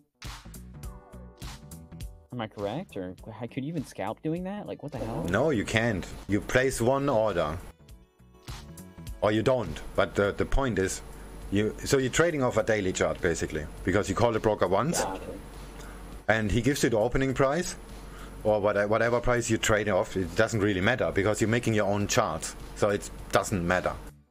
I used the opening price. Oh no, that's wrong. I used the closing price. I think. I forgot already. This is a really long time ago. You just have to fix yourself to one level, and you're like, okay, you're in Europe, and you're trading the US markets, so it's better to have the closing price, because this is the last price the broker is gonna have anyway. So just give me the last prices, and then you update your own chart. It doesn't matter if your chart is off, if your candles look different, because it's still technical. It makes no difference. And you don't have to open and close anyway. You just have one price per day, and you still can trade off that. That's the whole. That's what I'm trying to get you. You don't need all this kind of information to make an analysis on a technical basis. It's like if you're trading on a line chart. That'd be fucking hard. Just change your chart to a line chart, and the line chart setup will be the closing price, or the opening price, or the high, or the low. It's just one price information. Just don't change the time frame. Just flip right now to line. You will see this will looks completely different. Okay. But you can still trade off that. Yeah. So wait. So you said you can't see the opening or closing price? Yeah, if you use a line chart, just switch your chart right now to line. You don't... I've got it. Yeah. There is no more opening, no more close, no more range, no medium. The line is based on one price, and one price only, which is usually the closing price. But it doesn't really matter. Even if you use the opening price, the line will look exactly the same. It will just be offset a little bit. And you don't trade an exact price. You trade a range. Yeah, like you call the broker and you say, okay, you're gonna buy this because you have made that like for 6 months now, so you have a pretty big chart, and then you say you're gonna buy that on a technical basis, and you call the broker, and once the bell hits, you press the button, you buy that for me. So they're gonna put in the limit orders while you're on the phone with them, and if the market opens, the order is gonna fill, or even not. If it gaps up and you have a buy limit, you're not gonna get your fill. I see what you mean. So you're trading. Okay. So you would just trade ranges like this, you said? Yeah, on a daily chart. This is really relaxed to do that. And then of course, I see what you mean. I can see how of course during the day you're looking at the news and what the fuck is going on, and then like I was in Germany back then, so I had to. And I traded CME, so you have always in the night, of course, at this age, night is not a problem. So in the night, you're checking out what the markets are actually doing, like, but you're doing that in a very, very analog way. It's like you just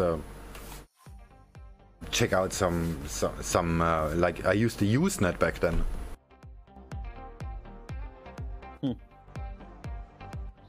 I'm grasping this. Yeah, I see what you mean.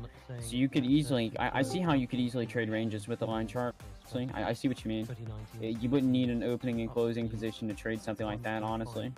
Yeah, and if you have a full day range to make for your decision process, it doesn't really matter. Yeah. I mean, that doesn't seem like it would be that difficult, honestly. I mean, it would be interesting, to say the least. I don't know if it would take a whole new, like, skill set, honestly, for me, personally, to be able to draw up charts and stuff like that on my own, because I've had it so good, but, like, I see how that would be very much so possible. And I see how it would be relaxed as well, because you would just kind of set it and then do your own thing. Yeah. Did you trade full-time back then? Oh, this was just something I did, but this was mostly futures. This was almost cash-based, so if they are down, like, huge, like big gap on the opening, then yeah, whatever. It's just cash, so you not go broke if the market dips.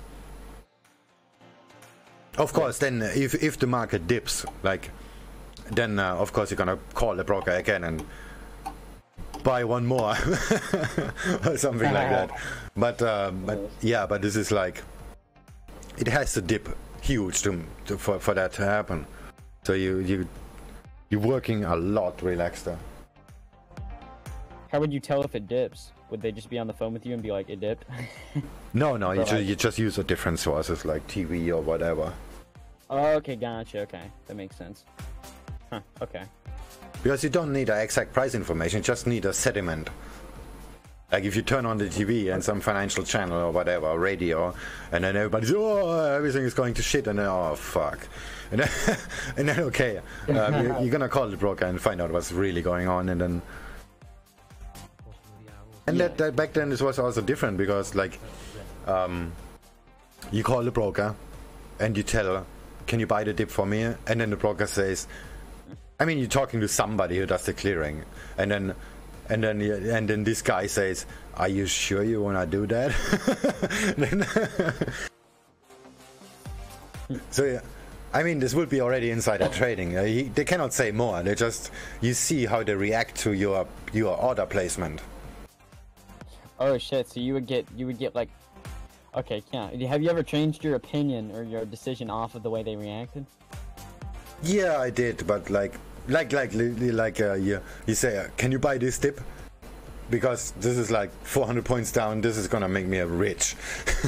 And then the guy says, are you sure you wanna do that? Then you know something is cooking, like, because they know it. They know it.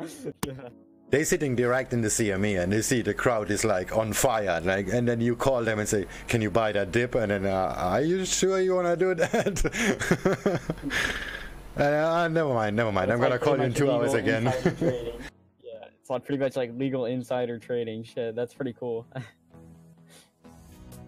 That'd be funny as hell, just listening to one of those conversations. Just like, hey, could you buy here? Just like, you sure you want to do that? And you're just like, nah. yeah, they cannot say more. This would be insider trading, but you can see on how they react to your placing the order.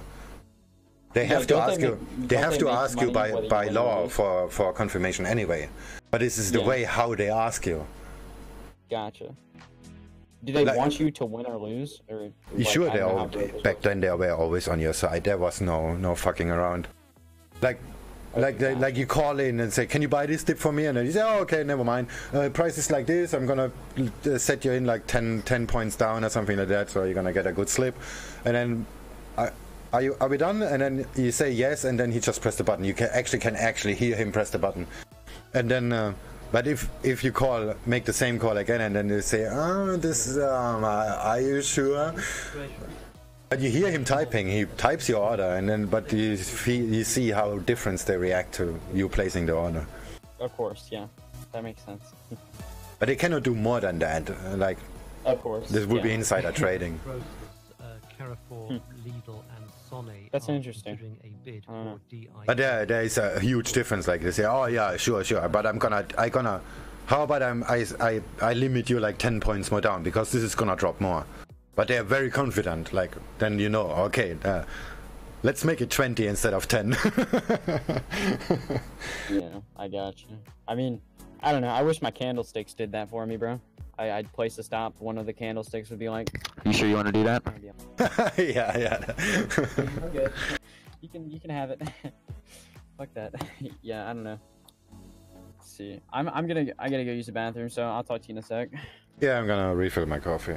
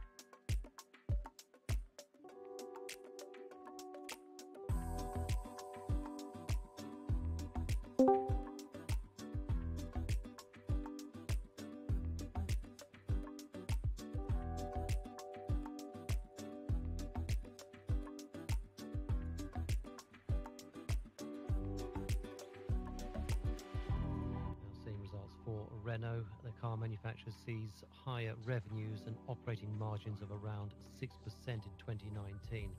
Renault's full-year revenues, 57.4 billion euros. That is a miss of the expected 57.7 billion. Full-year operating margin 6.3% versus 6.6% a year earlier. Renault sees stable European market in 2018, excluding a hard Brexit. Also, Renault to propose dividend of €3.55 a share. That's a miss of the expected €3.71.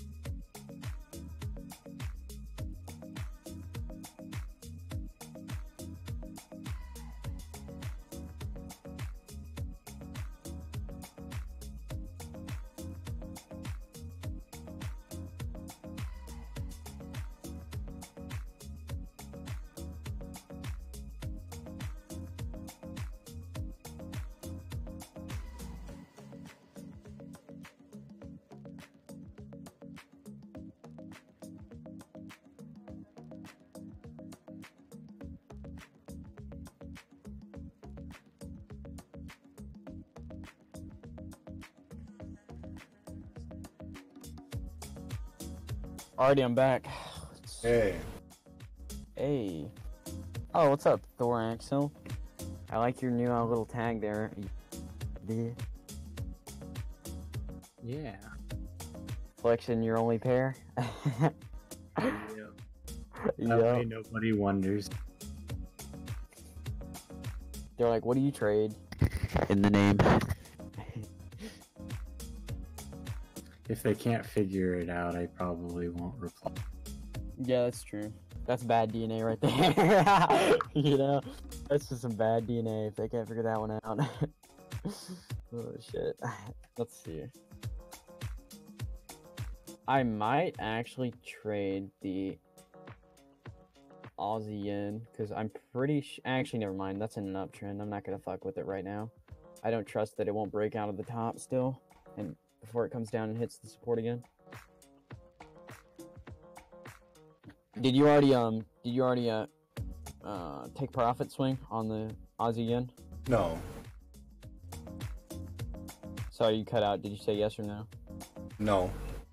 No.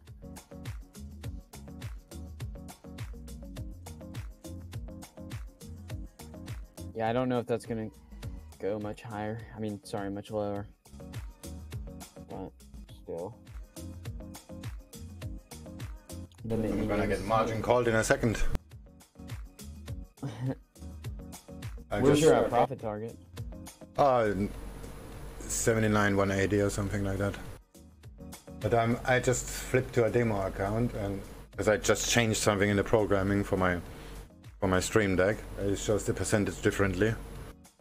So I did some really seriously over leveraged trade. Gotcha.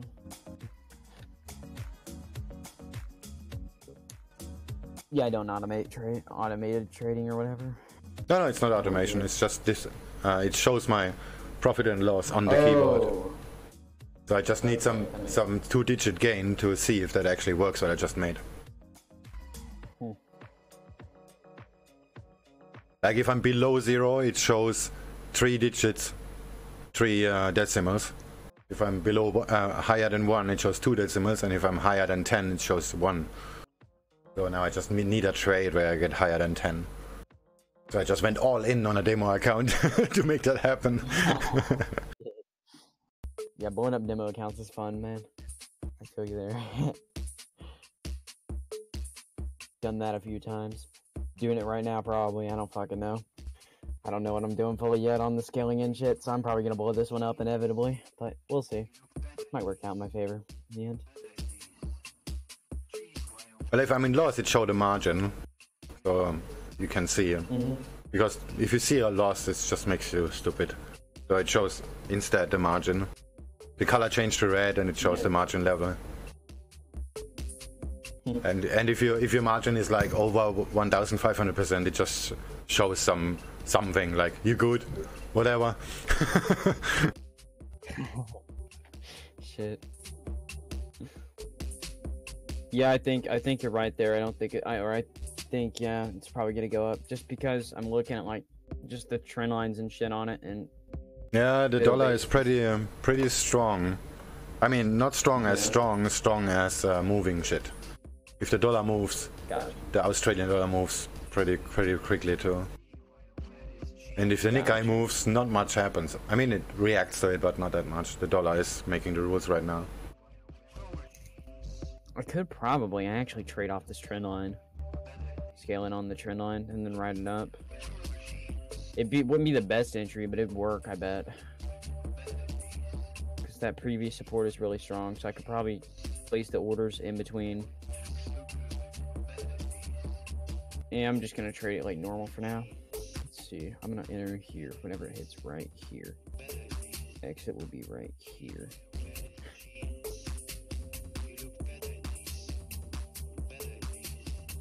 Come on, one more pip.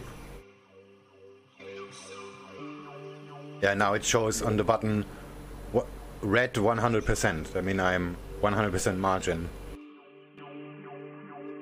Gotcha. Instead of showing me the loss, which is pretty much substantial, I guess. Let me just check. -4%. Damn, that is pretty bad. Yeah, it's all in. Demo trading. Gotcha. The fuck is this? Bro, I don't know. I'd do it. I don't know about you, Swing, but honestly, I'd do it, bro. Let me show you. Do what? I don't know what the fuck this just opened up to, but I mean, I'm gonna take that trade, bro. I'm not gonna lie. Look in trading room. Okay. I don't even know what the fuck just happened. I just popped up like that. I was like, that is so entertaining just to look at. Bro, that's what I call a risk to reward ratio right there. Let's see. Oh shit, I don't even know how the fuck that happened. Okay, anyways. Buy order. 500% loss. Oh, we can do that. Just have to go fast enough. Dude, look at the profit though. You can't pass that up. 0.35% profit. 3 whole fucking dollars. That's 2 fucking. I'll try to do 5 minutes. Let's see. Okay, let me fix this shit before I pull up my account and accidentally press enter.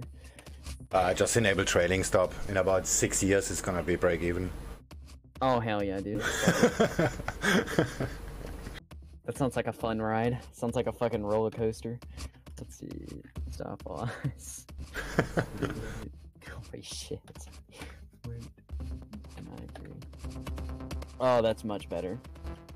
0.34% loss. That's much better. 79.1. Oh, I better switch back to the live account. That'll take some time.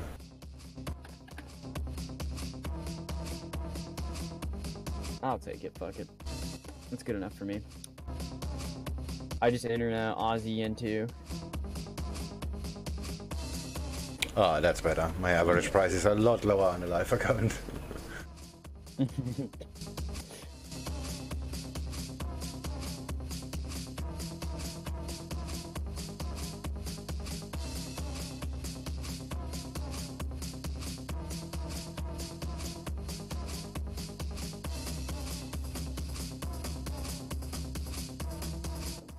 Yeah, this is probably not gonna hit my fucking order, which kind of is No, it's going up. Let's see. Let me switch back. Yeah, it's probably just gonna keep going up. Fucking not hit it.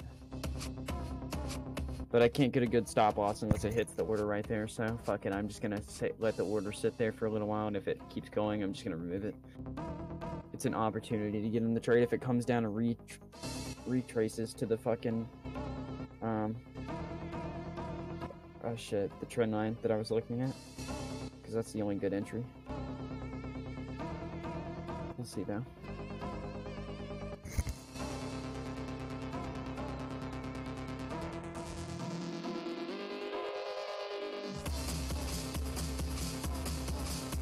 How'd you come up with your take profit? Just curious. It's pretty easy actually. Very straightforward on the 30-minute. Oh, yeah, I already know what you're about to say. Let's see. Yep, Okay, it's about 1500 candles. Oh, it's a bit more. Let's never mind. Let's take the 4-hour. I don't have it there. A ton of other trend lines. Oh, I see what you're saying. Okay. There we go. Are you on a live stream or want me to make a photo? I'll watch the live stream one sec. Easier for me. Watch. There we go. Yeah, I'm not in the live stream right now. Yeah, wait, I make a It's like when we're talking and I'm in the live stream, I just hear constant echoing, so I just usually turn it. I can actually turn the sound off and then I'm good. Oh, wait, I show you. Alright, this is a 4-hour in the blue line. The other trend lines are there from from something else. I think Sing Yen or so, that's why they look random. Gotcha. So it's about 14 pips. Oh, I see what you mean. Are you trying to get it to touch the blue trend line or something? Or Yeah. is that just Yeah, that's my target. Yeah. Gotcha, okay, that makes sense. 79180. Oh, I see it. Shit. I should have seen that before. Yeah, I was looking at support and resistance mainly, but yeah, I see what you mean. Yeah, definitely.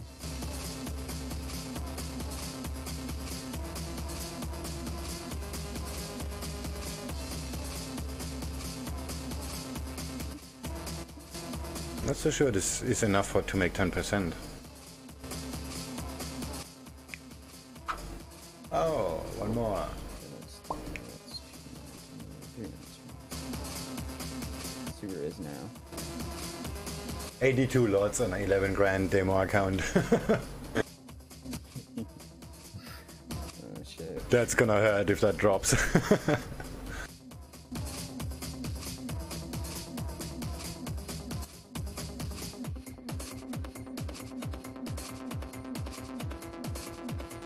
Come on, Mobile, I want to see if that works, what I just did.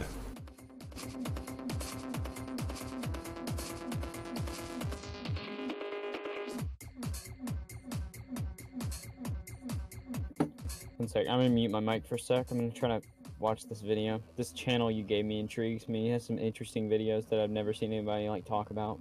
I guess especially not on trading channels. Well, which channel? The Valuetainment. Valuetainment. Oh yeah. He's a social marketer. So what he's doing is all what we despise here, like this trading educators. He does basically the same. Gotcha. But is he accurate at least? Yeah, he is. So he's like he's like a mentoring guy. Gotcha. So he's not selling shit. He's just selling his knowledge, and so he's like a mentoring guy. And there is one video about he talks about doubles. Actually, he talks always about doubles. This is just his thing. Let me just find it. Fuck. He talks about how to grow yourself and blah blah blah, and he uses the word doubles a few times, and then like a million people ask him what he meant by that, and then he made a video dedicated to that.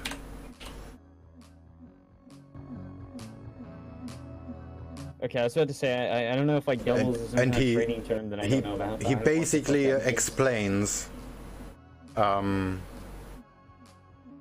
compounding with doubles. Gotcha. Huh. So it doesn't matter where you are, and this is actually very, very, very important for if you're trading, because compounding is what we do. This is what makes us money. And he just uses double. You double your money. That's what he keeps saying. And then he have on his drawing board, he has actually a row of numbers, and each number is just a double of the previous one.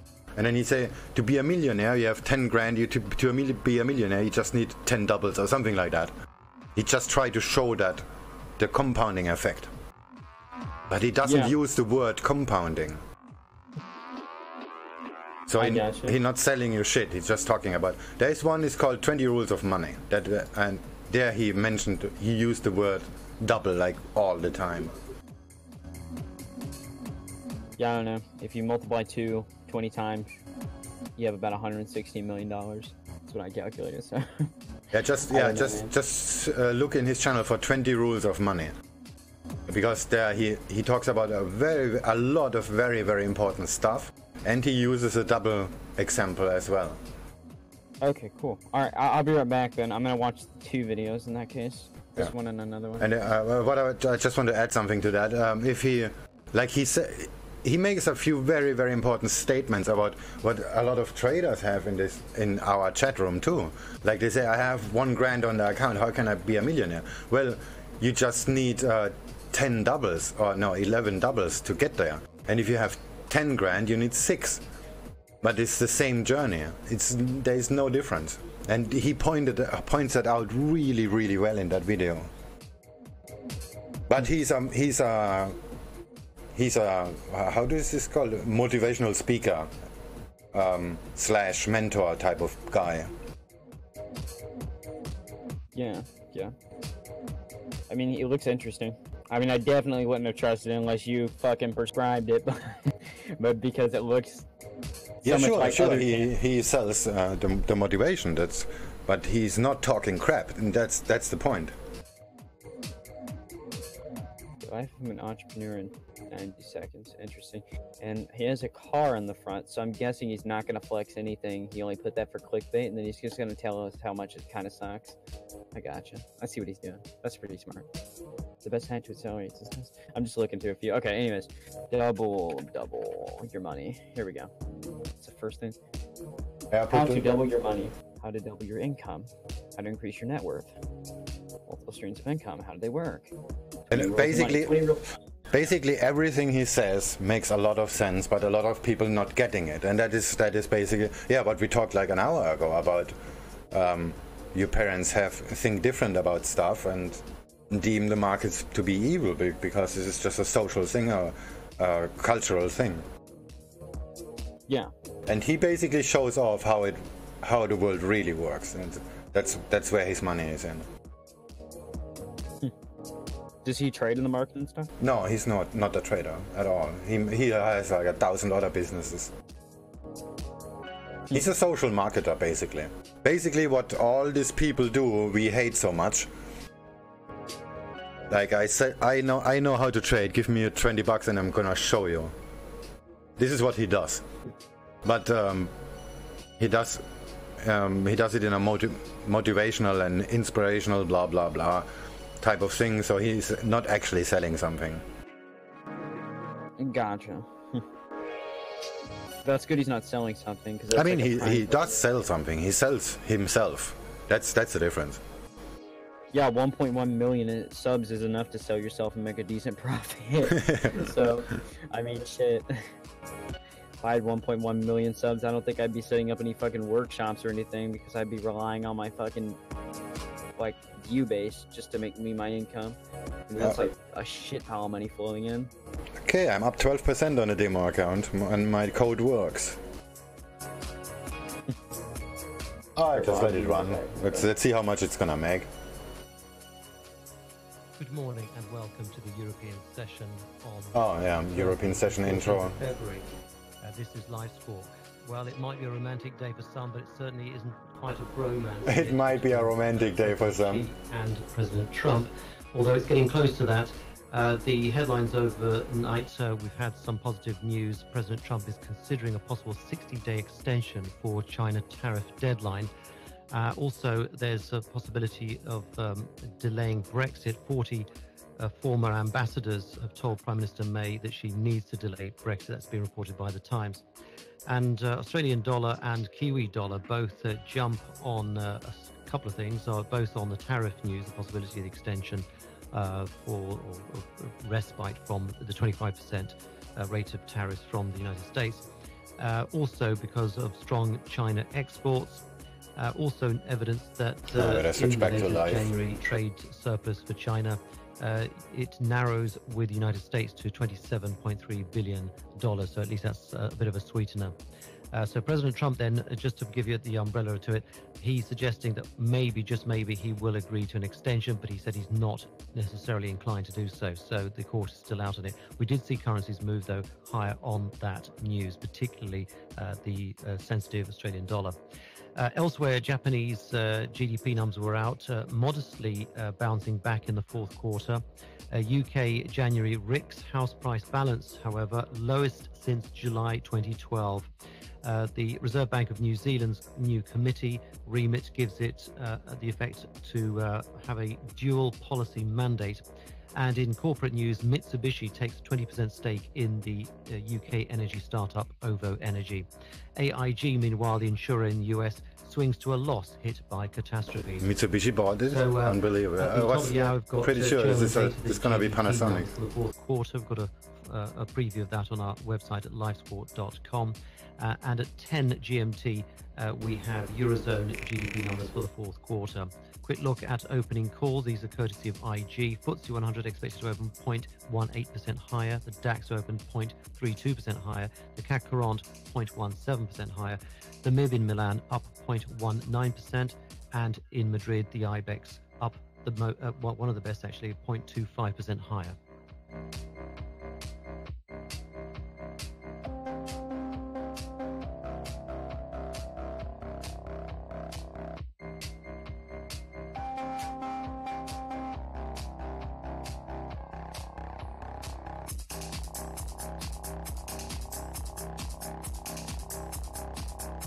And just to give you those numbers then for the GDP, these are the forecasts for German GDP due at the top of this hour.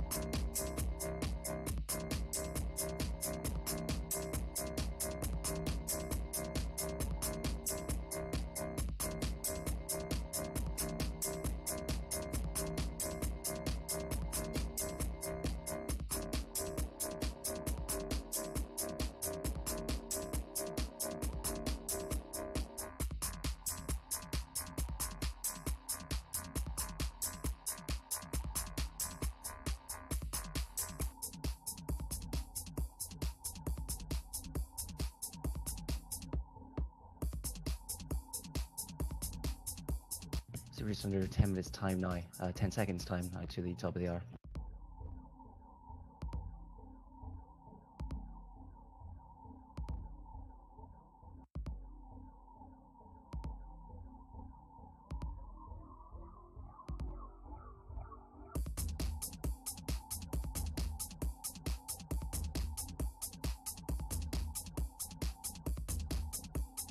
Some Chinese data here by weight. The January FDI rising 2.8% year on year in dollar terms.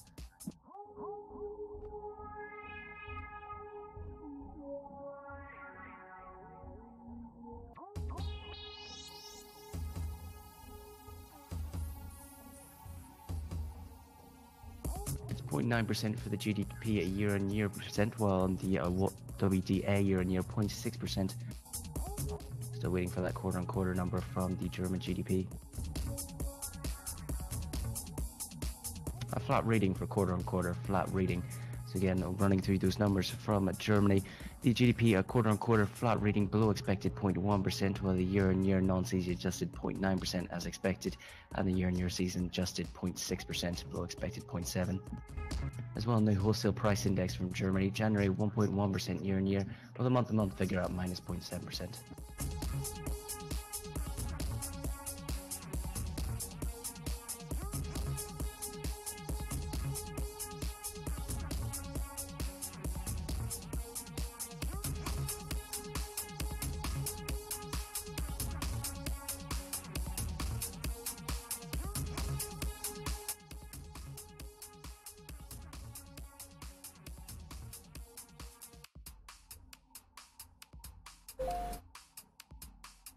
Whoa, no fill. What the fuck?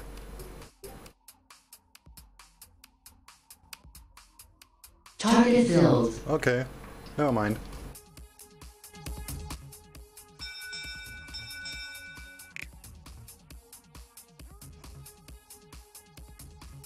Order filled. Wow, I came back to that. Damn, that's a lot of orders. Order man. cancelled. Hey, Swing, I have a quick question. If you're there. I don't even know if you're there, man. Yeah, I'm here. I'm just taking profit, but not all my orders got filled. Gotcha. Yeah. I had to close them manually. Just reload the chart. Something's really wrong here. Oh no, okay. Yeah. So, I've sort of, I've watched a bit of the doubling money video or whatever, and the concept behind it. One thing that I don't really understand, okay, about the percentage gains and stuff like that, and I understand, you know, the concept of doubling money. Honestly, I've always understood it. It brought new light to it watching the video and stuff, but I've always kind of understood that if you just double your money, you can easily become a millionaire within, you know, a very short time span with a little startup, you know. But one thing I don't really grasp is the fact that why are there no trillionaires? I don't get it. Like, why are people limited to being billionaires if you can literally just continuously double your money over a number of years? Because you can't. Because what? Because you can't. You can't? Okay, that makes more sense. I figured you couldn't do that. There was some kind of cap. So what stops it? I don't really understand what stops you from constantly doubling your money if you're risking a certain amount and you're putting that amount in each trade, for instance, you know. Logistics mostly logistics. It's same in trading. Like I have, like IC markets have a 50 lot limit, but I'm well over that. So there's already a logistical limit. So in order to buy 100, I have to press the button twice, and I'm gonna get different fills, stuff like that. And if you are like a billionaire and you try to become a trillionaire, you're gonna have the same problem, because you're gonna need partners and people who are actually with you, who can support that, who can provide the logistics. Yeah, I get that.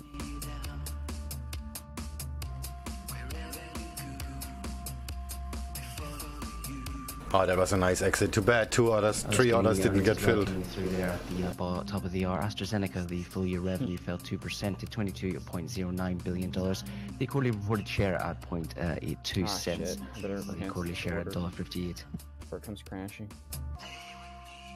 Because I fucking didn't hit it in time. It went to my fucking take profit too, so if it had just swooped down a little, I would have fucking had that one. Like, yeah, there is also a very, very big misconception on trading itself. Like, you have $1,000 on your account. Yeah. And then you're trading the smallest size, which is $1,000. So you're always leveraging. Like, the moment you press the button, you're already using leverage. German GDP numbers, there was. But if you're getting bigger, you cannot really do that anymore. Because there will be some limitations. Again, just back to the German GDP numbers for the fourth quarter. Others were reporting a 0.6% for quarter-on-quarter, but the actual number of flat reading, as we did previously report. So yeah, but does that like really affect the just avoiding a recession? The trade itself, like too much, not getting leveraged? Because if you have the income, would you really like if you just didn't need the leverage because you have the capital to do it without it, which is a shitpot capital, honestly. But wouldn't you well, I still use the leverage, but I'm having problems by doing that. Like, you can just press the button and you can have no slippage whatsoever. Yeah. But let me just show you what I mean. If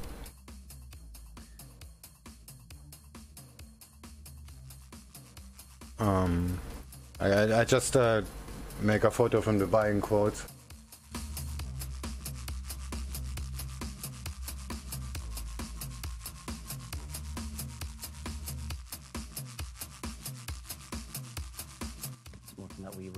Damn, this Discord is so slow on my trading computer. See, if you buy, the spot price is always for one lot. because brokers buying one lot. If you then buy just $1,000 or whatever, this is how $1,000 Australian dollars, then you're just buying a piece of that lot. But you're still gonna get this price. But if you buy 5 lots, you're gonna have 2 pip difference. You see that? It's 135 for one lot and 137 for 5 lots. And if you buy 50, this is even larger. The distances are getting larger. So you have to adjust your way of doing stuff because of these limitations. Yeah. Fucking hell, 5 mil. Shit. It's a huge fucking lot size. Damn. But yeah, I see what you mean. Okay, this is a bad example because there is a 2 pip slip. This is actually not really slippage. This is just different quotes. But let's just assume this is slippage. You have 2 pip slip on 5 lots, and then another 3 on 50.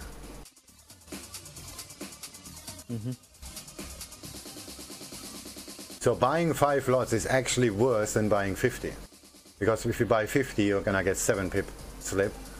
No, if you buy 50, you're gonna get 4 pip slip. And if you buy 5, you're gonna get 2 pip slip. So buying 5 is actually less attractive. And if you trade like large amounts of money, this becomes a issue you have to deal with. Gotcha. And if you trade like billions, this is a massive problem you're gonna have, because these quotes are moving so fast. There is basically no way of getting them. And this is a retail platform, and this moves already really fast. Now imagine that you have level 2 data. Yeah, I see what you're saying. How do the central banks and shit deal with this then? Because don't they trade like billions? They don't. They don't? Okay. They trade, they trade the average price, which is the VWAP. Gotcha, yeah. I was just saying, don't they trade like billions of dollars, like on a daily basis? Yeah, but they trade the average price. They don't use the spot rate because you can't get a fill. Gotcha. Swiss equity news this morning. Yeah, I see why that would be very difficult as you get further down. But I guess the law of, well, not really law, but the entire concept of doubling money does work up to the point where you're pretty fucking rich. So I don't think it's going to affect me too much that I can't be a trillionaire off of it. It's not really in my goals list yet. Maybe someday, but you know, not quite yet. Not quite that ambitious. Yeah, like let's make a more realistic example. Like you're living in a village, like at 2,000 people, and there is one bank, and you want to withdraw $1 million. This is not possible. You cannot do that. Yeah. You have to call them first and ask them how long it's gonna take to get the money there. Oh, okay, I get it. So basically, what you're saying is, okay, I kind of got it before, but now I fully get it. So what you're saying is the money's just not there. Yeah, the money is not there. There is no liquidity. The bank in your village doesn't have $1 million liquidity because they're just paying like 100 grand salaries or something like that. So they don't have the money, which is equals liquidity. So if you want to withdraw $1 million from your account, you have to call them first and make an appointment so they actually can create this liquidity for you. So you can actually go there with a bag and take the money. Yeah, but you can't really do that in trading is the issue. So you can't trade. I see what you're saying. So that's why you're hit up with slippage, even in the Forex market. It's just because there's not enough orders there, other people's orders. There's not enough money to take. Yeah, that's why you get slip if you buy 50 lots, because the broker has to get it too. Gotcha. All they offer you at the spot price is always one lot. Anything smaller or bigger is a different matter. And if you go way bigger, the broker has to get it too. And they're not gonna take a credit to fill you. I see what you're saying. I mean, so I guess at some point you would have to sort of accept the fact that there's no real way to progress past a certain point in the Forex market as far as percentages alone goes. So basically, you couldn't just, like, if you had, like, let's say, $4 billion, you couldn't just risk 3% of that every trade. It would just fuck you in the end. Yeah, the slippage will be so large that you're not gonna make any money. Yeah. In fact, you're probably gonna lose it all pretty damn fast. Based off of just every single trade you lose would just be fucked. Every trade you win, you wouldn't be able to cash out immediately, and it would either be very good or very bad. It wouldn't be in your control at all. So it'd be sort of like gambling more than trading at that point. See what you're saying? Yeah, but the bigger institutions, they use then companies who actually make this fills for them. Oh, I see what you're saying. So it's like they have brokers too, but they are not brokers. They're companies. Or actually, they're service companies like dark pools or something like that. You give them $1 billion, and then you give them the order to buy it against whatever Australian dollars, and then they're gonna do that. But they're gonna place like 1 million small orders or 100,000 small orders.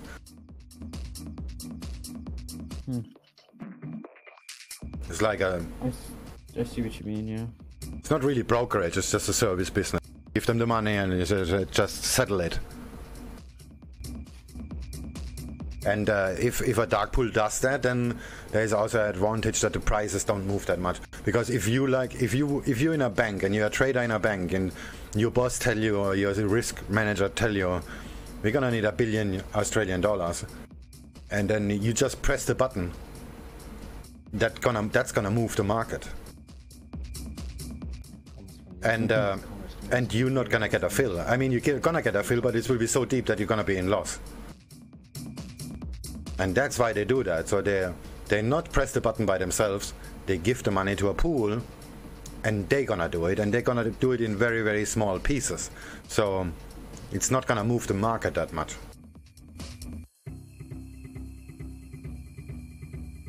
And that's just speculation of me, but that's what I believe is when prices go back to the VWAP. Because you see that, like, the session flips over, the London Stock Exchange opens. The first thing that happens is prices move back to the VWAP, and then they move again, because all these London-based companies, they want to get their fill, and they want to get a good fill, which is the VWAP. Yeah. And then some pool will just selling until the VWAP is reached, and then they're gonna hit it hard. And that's why I enter on the VWAP.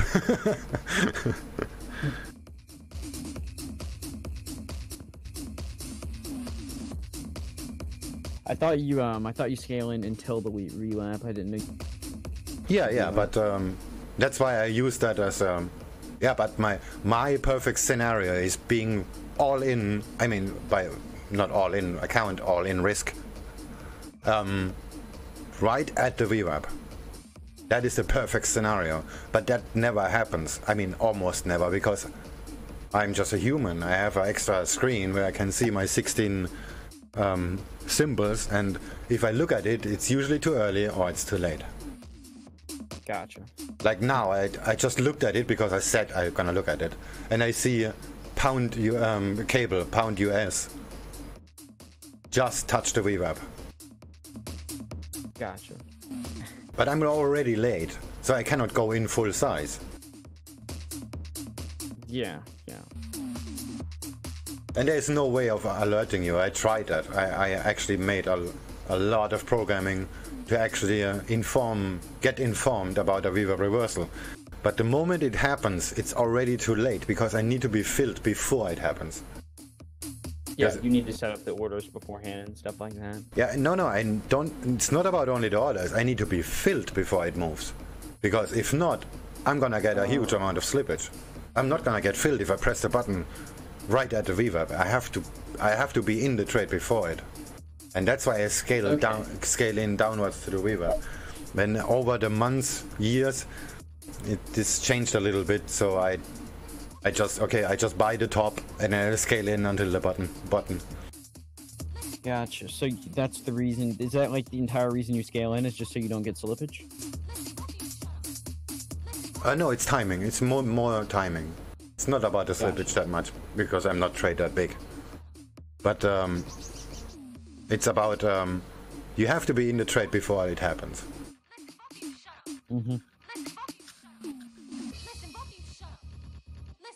Yeah, I know what you're saying there. That's why I always react to people like, oh, I wait for the candle close. Who cares when the candle close? Yeah. I actually used to follow that philosophy a bit. I kind of stopped, like, because I realized it didn't really matter, but I used to think that, you know, if you entered before the candle closed, you just fuck yourself. But, you know, it's not really how it works. You have to enter when the price is at the right position and not when the candle closes. Nobody gives a fuck what time is it on your platform. Or even worse, on the broker's platform, you don't even have control over that. Because the broker sets the time on the server. Like, imagine the broker's time is like 10 seconds off and everybody closes and everybody trades the close. You're gonna be fucked just because the timing offset. Yeah. I mean, they all use GPS clocks, so this is pretty accurate. But basically, you know what I mean. Like, if there is like if the clock on your broker is 1 second off, you're gonna be always in a bad place. Of course. Yeah. But if you analyze using closes, that's a different thing. But the current candle is not part of your way to analyze the market. And that's what many people do wrong. Like, there is nothing wrong with making your trend lines based on closes, because the closing price is a fixed number. You can base your logic on that. There is nothing wrong with doing that. It's just the way how you do it. But the current candle that is building right now is not part of this process. So it doesn't matter where this candle closes. After this candle closes, then it's become part of your process. But while it's building, that's not part of it. It's completely unrelated.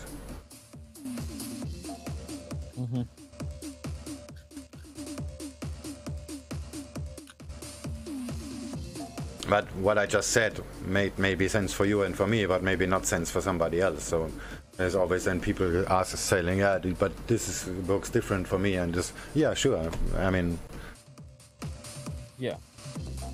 So it's more broker oriented than market oriented. I kind of get that.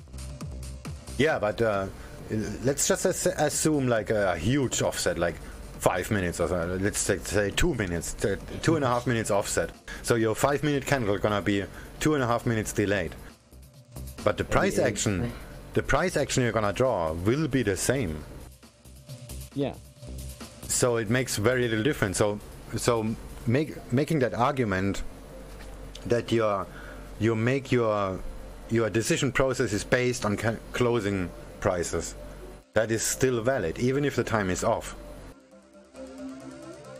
I mean, your conclusion gonna be the same with somebody who has candle closes 2 minutes earlier or 2 minutes later. But the prices will be different.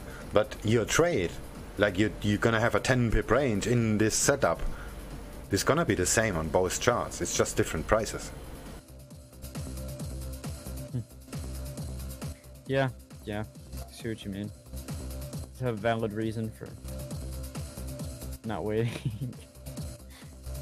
I could really fuck you. I see what you mean.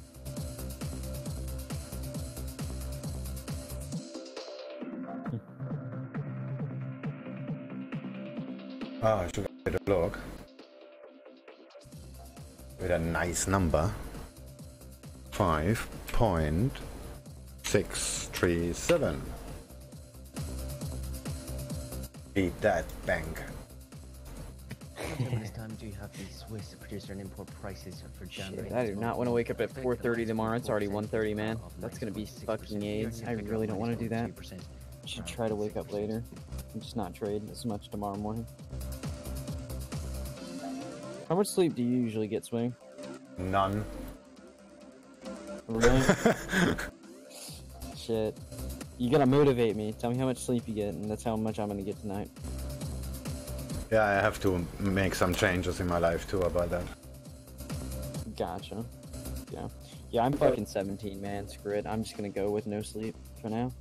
Yeah, but if you're 40, things are just start to change. I gotcha. Yeah, that makes sense. Plus, I mean, what's your excuse? Like, I have my excuse, bro. I have a child. That's my excuse. Okay, that's a good excuse. That's a good excuse. I give it to you. Yeah, that makes sense. That's why I'm not on the live stream on the bell, which I would like to happen, so I can see the price action right on the opening. But I can't because I'm stuck in fucking traffic and bring my daughter to school. Gotcha. But I'm not trading the opening anyway, so it makes no difference. I will not execute anyway. But it's very good if you see the price action. Maybe there happen early reversals or something like that. That's why I'm like 80% of my blogs start with buying Aussie yen late. Because I'm just came in, it's 10 past 8, so it's 1 hour, 10 minutes late, and the move already happened, and I just try to catch the rest of it. That's kind of depressing. Yeah. Yeah, I have to go to school like 6:30, so I've been trying to wake up earlier. I've maintained it for the last month and a half, but I think I'm gonna cheat today just because I don't want to wake up at 4:30 and trade for 2 hours in the morning. Because it's 1:30 right now, so that'll be like 3 hours of sleep, man, and I'm not about it. Yeah, at some stage it's gonna give you some trouble. Yep. Thinking I'm just gonna call it quits tonight. Fucking 6:50, shit. I can wake up at 6:40 and be fine. 6:40 would be the matter. Take 5 hours. Shit. Hey, Mom! Can I go to school at 11 p.m. tomorrow? No, that's not gonna fucking happen. I already know it. I'm not even gonna yell. Come here for a sec. I'll be right back. Alright. It's gonna be a whole fucking conversation.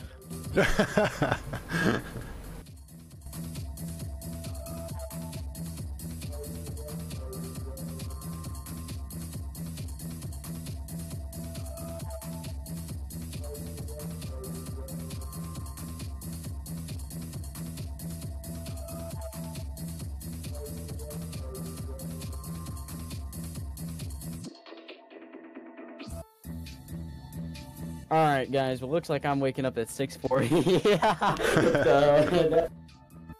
So, that was a short one. Yeah, that was a short conversation, yeah.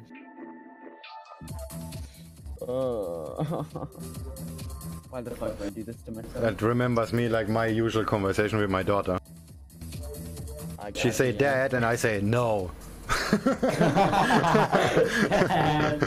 But I haven't even told you what I want. Yeah, whatever, just say it. And then she says it and then I say no.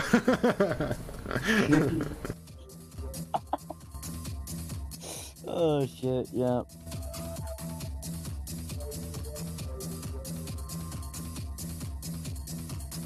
I don't know, I get away with it sometimes. As long as my grades don't drop. But my grades are shit right now. Just because I don't care. It's not, I just don't try anymore. I literally trade like 7 hours a day, man. I don't even fucking do homework anymore. I've gotten to like 8 zeros in math. Just because I don't do the fucking homework. I try to get it done on the bus, but I'm so damn tired. Sometimes I stay up too late trading. Or fucking like learning and shit about trading. Anything concerning it, then I just fucking... I don't know, bro. Why did you confront your teachers about that already? That would be a nice exercise. I mean, not confronting as a conflict. I mean, like pretending that you're actually curious about that. And yeah, I guess I could do that. Teach me something, and not get into a confrontation because we both know this is not gonna work out. But oh, of course. Yeah. Just try to get some. Maybe they have some ideas about that. That would be pretty interesting. Like, what are you saying? Just curious. Like talk about the homework, or like questions about trade talks with the US. No, actually confronting the teacher. Like, do you have economics or something like that? I have AP Economics, which I'm gonna take next year because it's a senior level class. Now it's just like fuck it, I'm not gonna do it in junior. Plus, when I signed up for classes, I wasn't into economics in any way, so it's like, you know, I wasn't even into trading, so it was like, you know, no brainer there. But I'm definitely signing up for next year. Right now, there's a few classes that I have good grades in because I give a shit about them because I'm good at them and I enjoy them actually. So I try, like engineering applications and shit like that, because I'm a pretty creative person, so I like engineering and programming and stuff like that. But past that, I just don't see a point in the rest. It's like, especially like classes like English and stuff. Like, dude, I can write. I've taken 2 creative writing classes. I can write a resume if I really fucking need to. I can write out business documents if I really. I'm fine, dude. I don't need to learn. I don't need all this like simpleton shit that like I already know about, and I don't need to do homework on it, and I don't need to waste my time on this when I could be doing something 10 times more productive that potentially even improves my life, as in making me more money, just equity in general to put into trading, anything, you know, improving my skill set in trading, anything like that, you know. It just doesn't make sense to me sometimes. That's why I just don't give a fuck about certain things. But you know, we'll see. I probably need to spend about a week just hopping back on it real fast, get my grades up to A's again, and then I'll fucking repeat the same process next semester. That's a good game plan, yeah. So just give them give them the finger. So I made my grade, now shut the fuck up. Yeah, I can do it in like a week, dude. School's not hard, it's just time consuming, and in my opinion, for the most part at least, useless. I think for some things in it are beneficial. I think there's a few lessons in it that you can learn from certain situations that may... Yeah, of course. It's very bad to say school is nonsense, because there are a lot of aspects that come along that are actually not being taught, like all the social stuff, interaction stuff, and whatever. Of course, yeah. But as far as the academics go, it's at least the one I go to, they focus on too much on what you're not good at, and they focus on, and that's important in some aspects, but to some extent it's just kind of useless. Like, I just don't understand why I have to sit here and memorize what the fuck symbolism is when I can do it. I just don't know the word for it, and I don't know the exact definition. But if I don't memorize those useless things, then I'm never going to fucking speak about it again. I get a bad grade on a test, and I don't have time to do what I actually need to do to fucking improve my life in the future. It just doesn't make sense. In general, just doesn't fucking make sense to me. But, I mean, that's just me. Some people are really into the fucking structure of it all, and they do well with it. I'm just not one of those people. Yeah, just need to keep your options open, that's basically it. Yeah. Anyone sleep trading? The fuck is that? Oh, just like, okay. Well, if they were sleep trading, I'm pretty sure they wouldn't fucking message you, bud. See.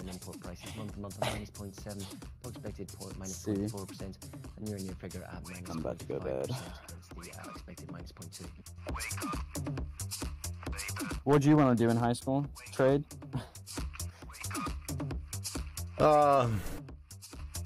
Skipping classes. I failed sport. I failed sport like 4 years in a row. And at some stage, a teacher actually wrote in my scorebook a sentence, not only the F. They just wrote like, "Grade is because of refusal of participation." That was kind of funny. I found it funny. My parents didn't. Understandable, sort of, I guess. But like, wait, what class was that? Did you say? Did you say sports? Yeah. Oh, I gotcha. So just like PE, physical education.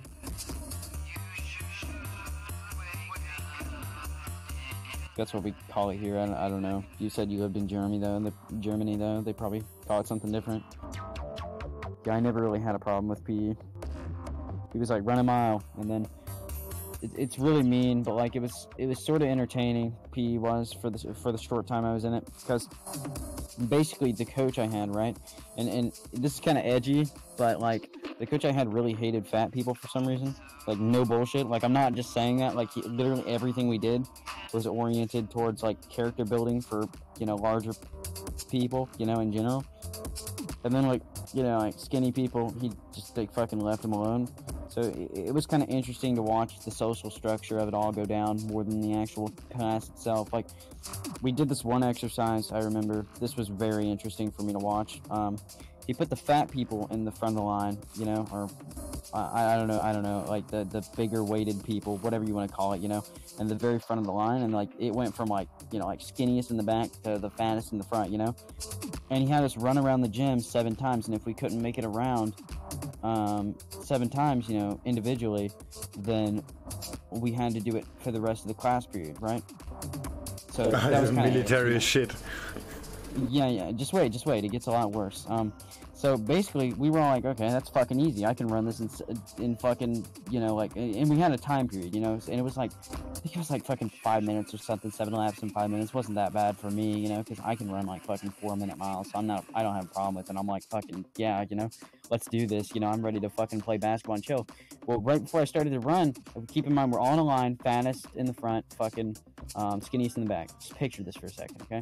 We're all sitting there, and he goes, oh, one more thing. And we're all looking at him, we're like, no one can cross in front of the other person. Stay in a straight line. Go. And we all went. And of course, the fat people got very tired very quickly. And it was not good. I mean, I just kind of sat back there and watched, you know. I was just kind of like, but they were getting fucking hella harassed. There was no motivation there. I guess the intent was motivation. But literally, there was this one kid in front of me that was like yelling Thai Twinkie to him and make him run for it and shit like that. It was very, very bad. Like, a couple of people started crying. And then, like, he didn't stop us. Yeah, I was literally like the military. It was fucking AIDS. Yeah, this is terrible. I mean, yeah, this was basically a motivation thing. But if they don't interact then properly, the teacher has to do something, and he basically failed by doing that, by preventing that. Yeah. I don't know. They learned an important lesson. I'll give it that. I mean, honestly, I've had it happen to me before, being the outlier and shit. You know, because he tried to like cast that upon me or whatever. Because like I don't know, they had 4 groups, right, for the runners. They had the like the fucking like slowest of the slowest, you know. They had the slow, they had the very fast, and then they had the like extremely fucking fast miles, right?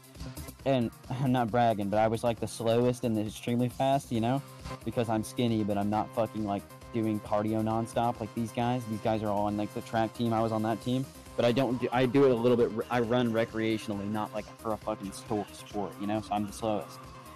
Well, he set us all up in lines, you know, like normal.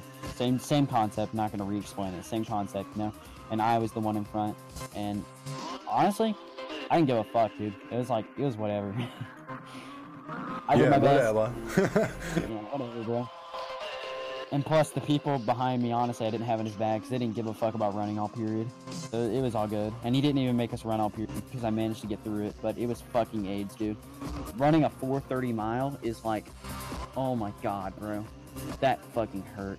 Oh. But yeah, it was, yeah, PE sucked, but I got through it.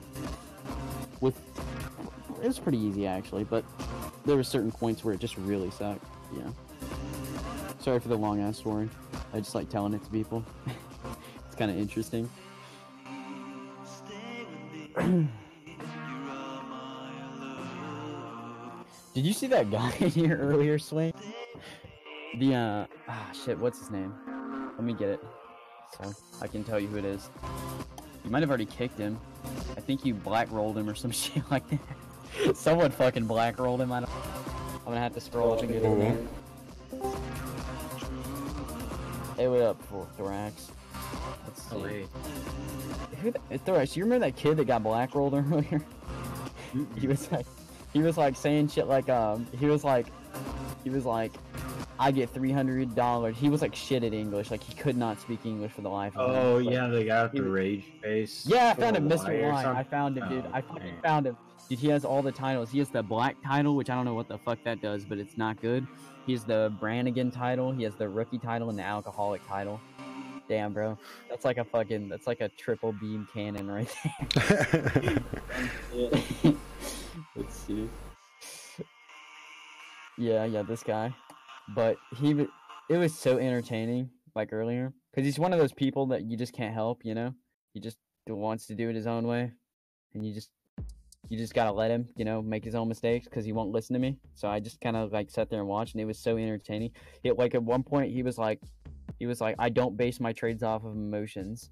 And then like 10 minutes later he typed, if I feel it's gonna go one way, I trade. If I feel it's gonna go the other way, I trade. And then he was like, I have a 1K account. I will not lose this. I might not make money, but I will not lose this 1K. I was like, that's not how it works, man.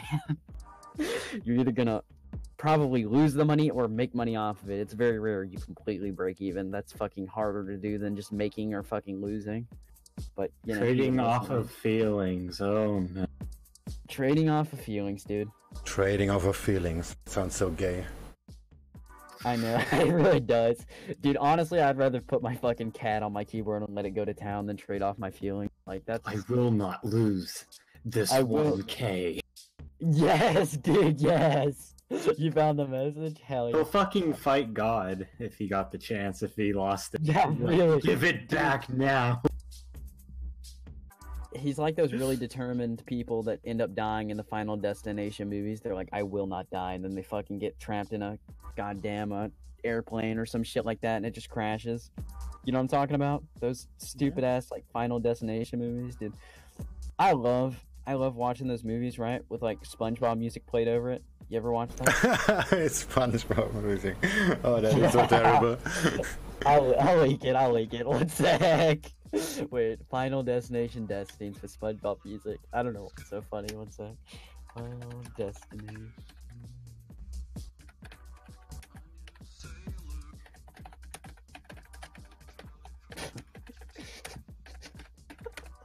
One sec, I'm gonna watch it real fast. Oh no. I put Okay, so the name of this video, it has 9 million. The actual name of the video, I'm quoting this. I put SpongeBob music over a Final Destination death scene. Fuck, bro. It has like no subs too. This is just some random kid. This isn't even a YouTube channel.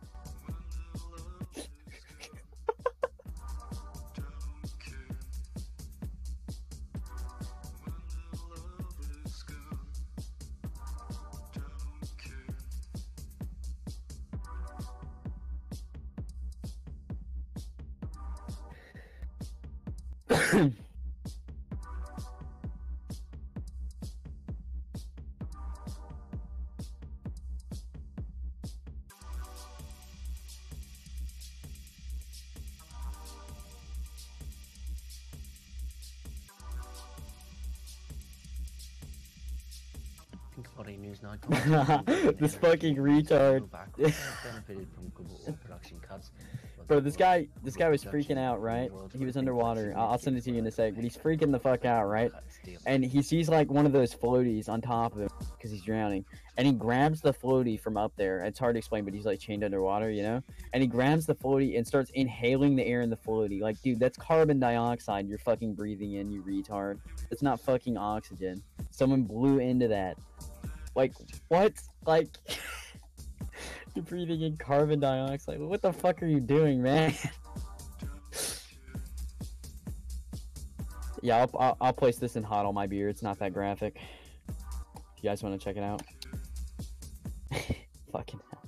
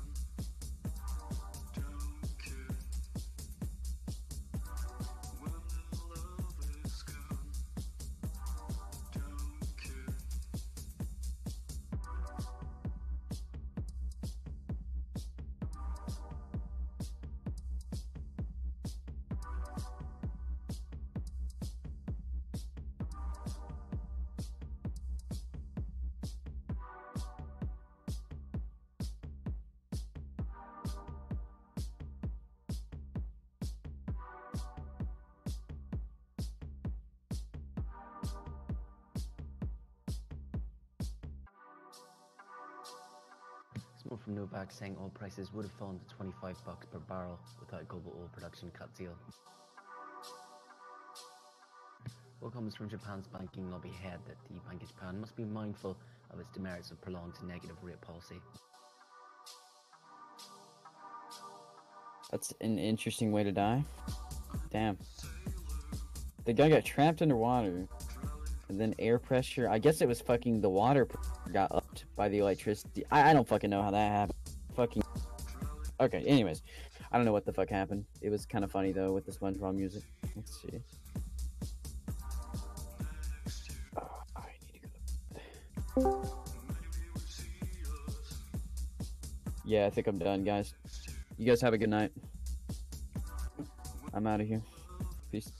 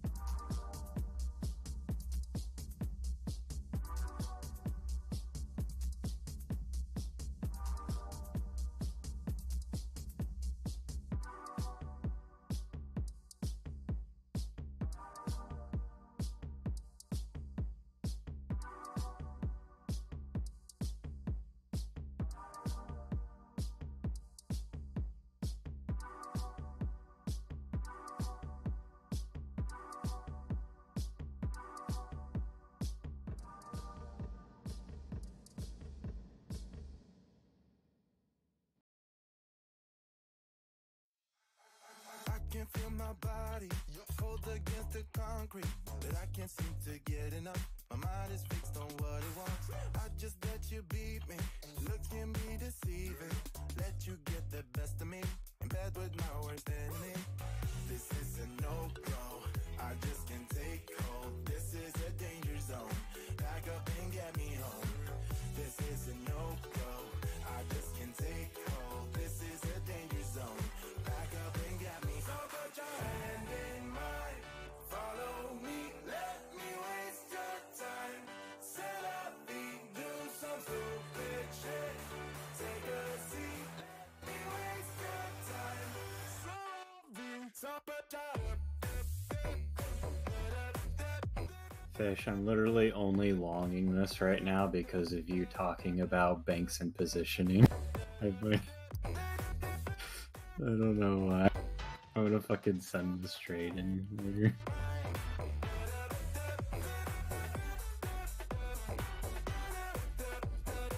I'm just laughing because it fucking is working based upon what you were saying.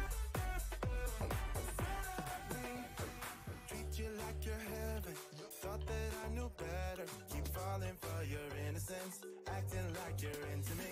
I know this is hopeless. Moving in slow motion. Trying to control my thoughts, but I can't stop our body talk. This is a no-go. I just can't take hold. This is a danger zone. Back up and get me home. This is a no-go. I just can't take hold. This is a danger zone. Back up and get me home. So put your hand in mine. Follow me. Let me waste your time. Set up feet. Do some stupid shit. Take a seat. Let me waste your time. Set up feet.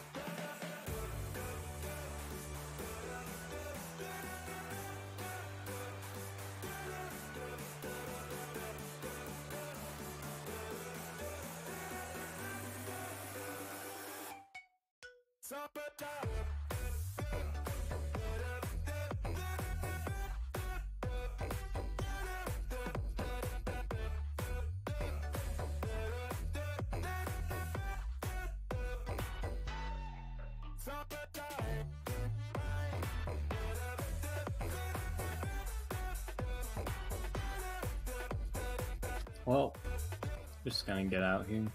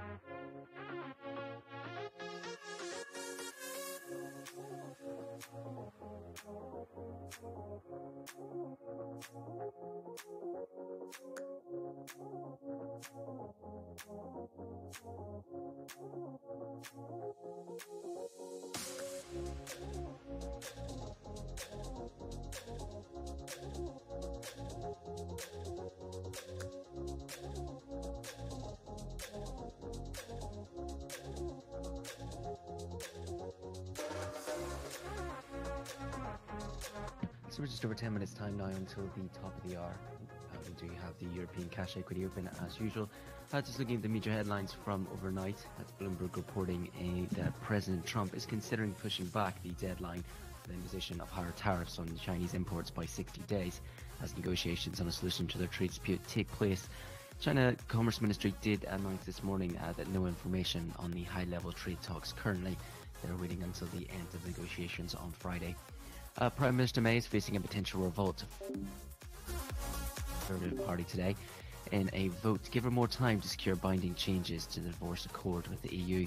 So May will be delivering a statement to the Commons, which the MPs will vote on, and which is amenable, based on what we know so far. We might be another kicking the can down the road situation, as PM May has promised another vote also in late February. So May will be making a statement first. We'll be expecting the votes coming in about 5 o'clock London time. So in equity news, AstraZeneca did beat the expectations for product sales in the fourth quarter and forecast a second consecutive year of growth. It was driven by gains in emerging markets, including China, and demand for its new cancer medicines. Australia's Queensland's rail, expecting a rail track hit by flooding this month, has disrupted zinc shipments for major producers like Glencore to be repaired within the next 6 months. And a preliminary criminal investigation into an accounting scandal at the Italian unit of BT has alleged that 3 top executives of the group were aware of bookkeeping frauds at the unit. And looking at Whitbread now, we'll be buying an extra £2 billion worth of shares using proceeds from its Costa Coffee sale and aims to double the long-term network potential. Looking at today's ex-divs on the FTSE, that's BP, Hargreaves, RDSA, Royal Dutch Share and Unilever will be lead trading without entitlement to their latest dividend payout. Looking to Germany now, Handelsblatt reporting that Deutsche Bank is planning to cut 1,950 jobs as part of the integration of its Postbank business. As well, Commerzbank announcing a dividend nearly twice as high as that of its larger rival Deutsche Bank. After full year performance met analyst expectations, but 2020 growth targets were cut significantly. Airbus did announce plans to scrap the production of its world's largest airliner, abandoning its A380 Super Jumbo program in favour of smaller, more nimble jets. Earnings as well from Schneider Electric, saying that its net profit rose to a new record after it beat its 2018 guidance and that it launched a new share buyback program. Renault has become the latest car maker to cut its profit expectations for this year after the decline of diesel and its withdrawal from Iran hit 2018 sales and earnings. And Crédit Agricole profits did beat expectations in the fourth quarter despite tough market conditions that did push results as its asset management and investment banking arms. Looking to Swiss equity news now, Nestle said it expected its organic sales to rise this year after an improving performance in China and North America helped growth acceleration in 2018 after 6 years of slowdowns. And Credit Suisse did see markets starting to steady as it did report its first annual profit since 2014.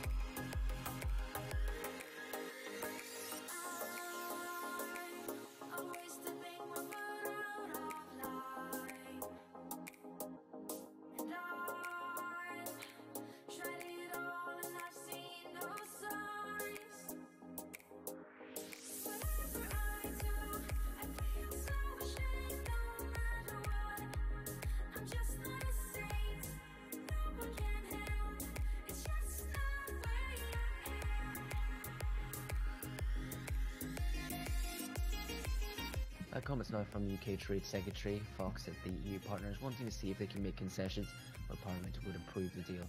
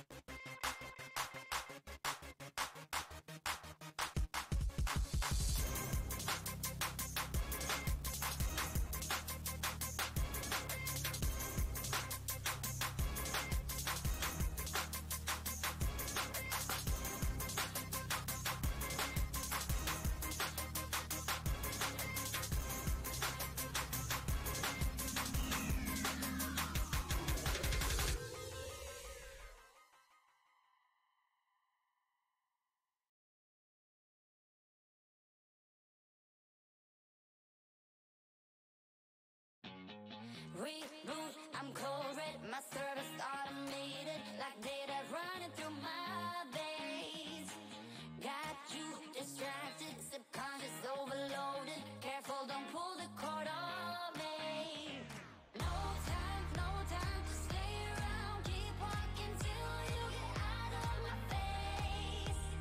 Regrets, restricted access. I'm used to fly to get up here. We move this charging. I can't waste my time with someone slowing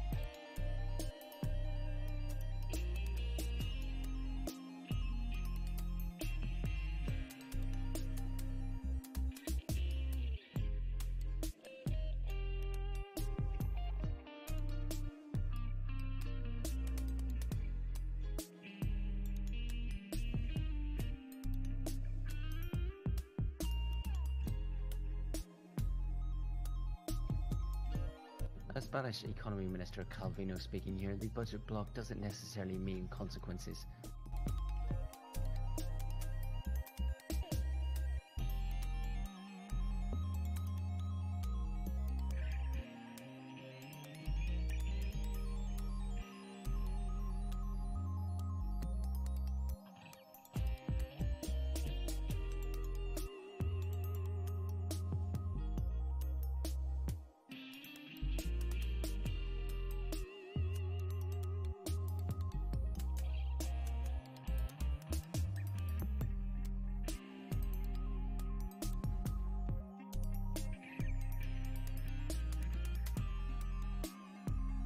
Calvino just repeating stories we did hear from yesterday that the cabinet is to discuss budget defeat tomorrow.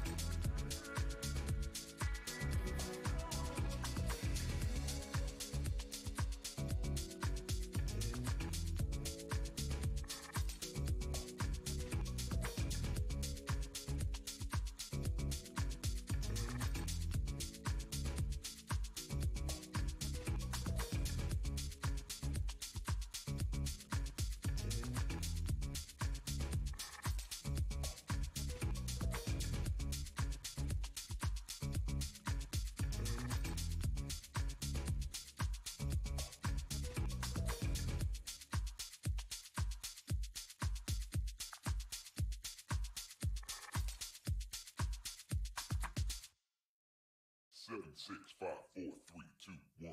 You'll never have the sacred stone. Oh, this you crazy mother.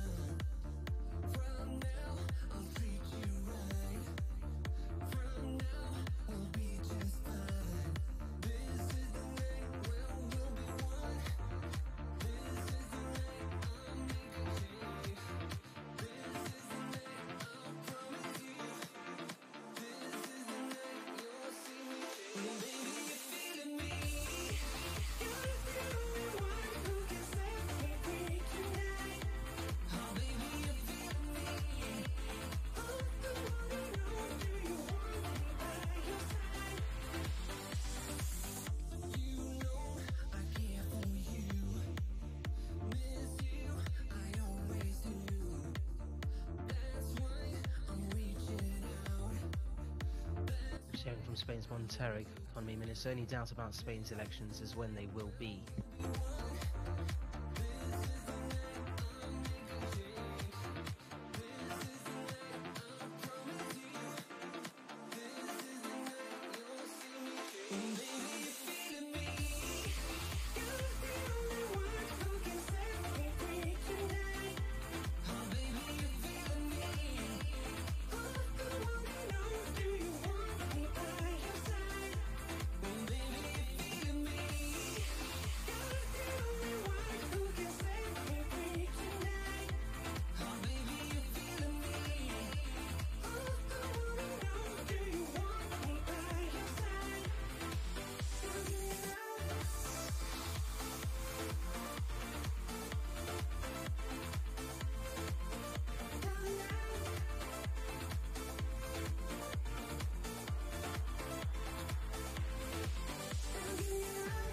Montero again saying that these Spanish elections will be at some point in 2019.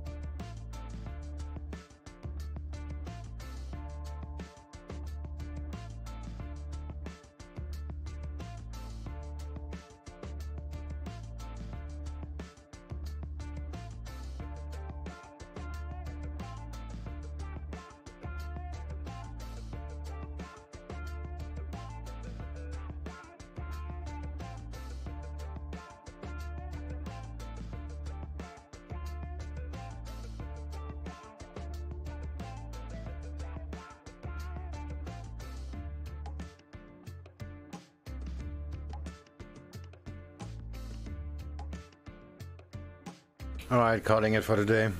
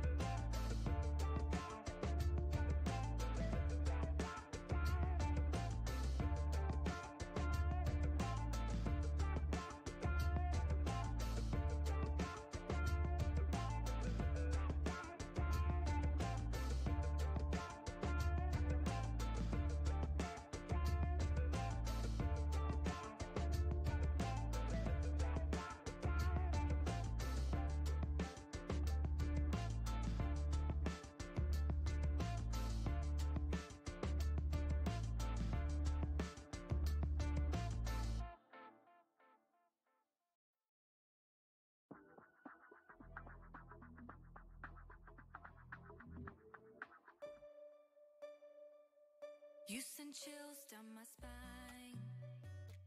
Said I'm not worthy of your love.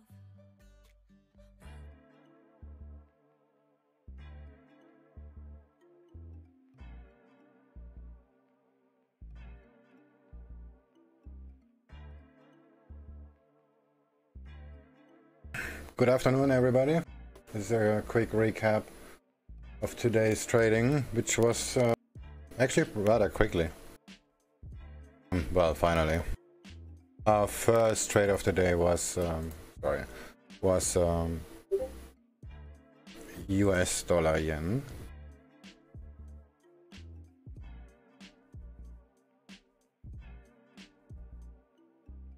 Wow, that is slow.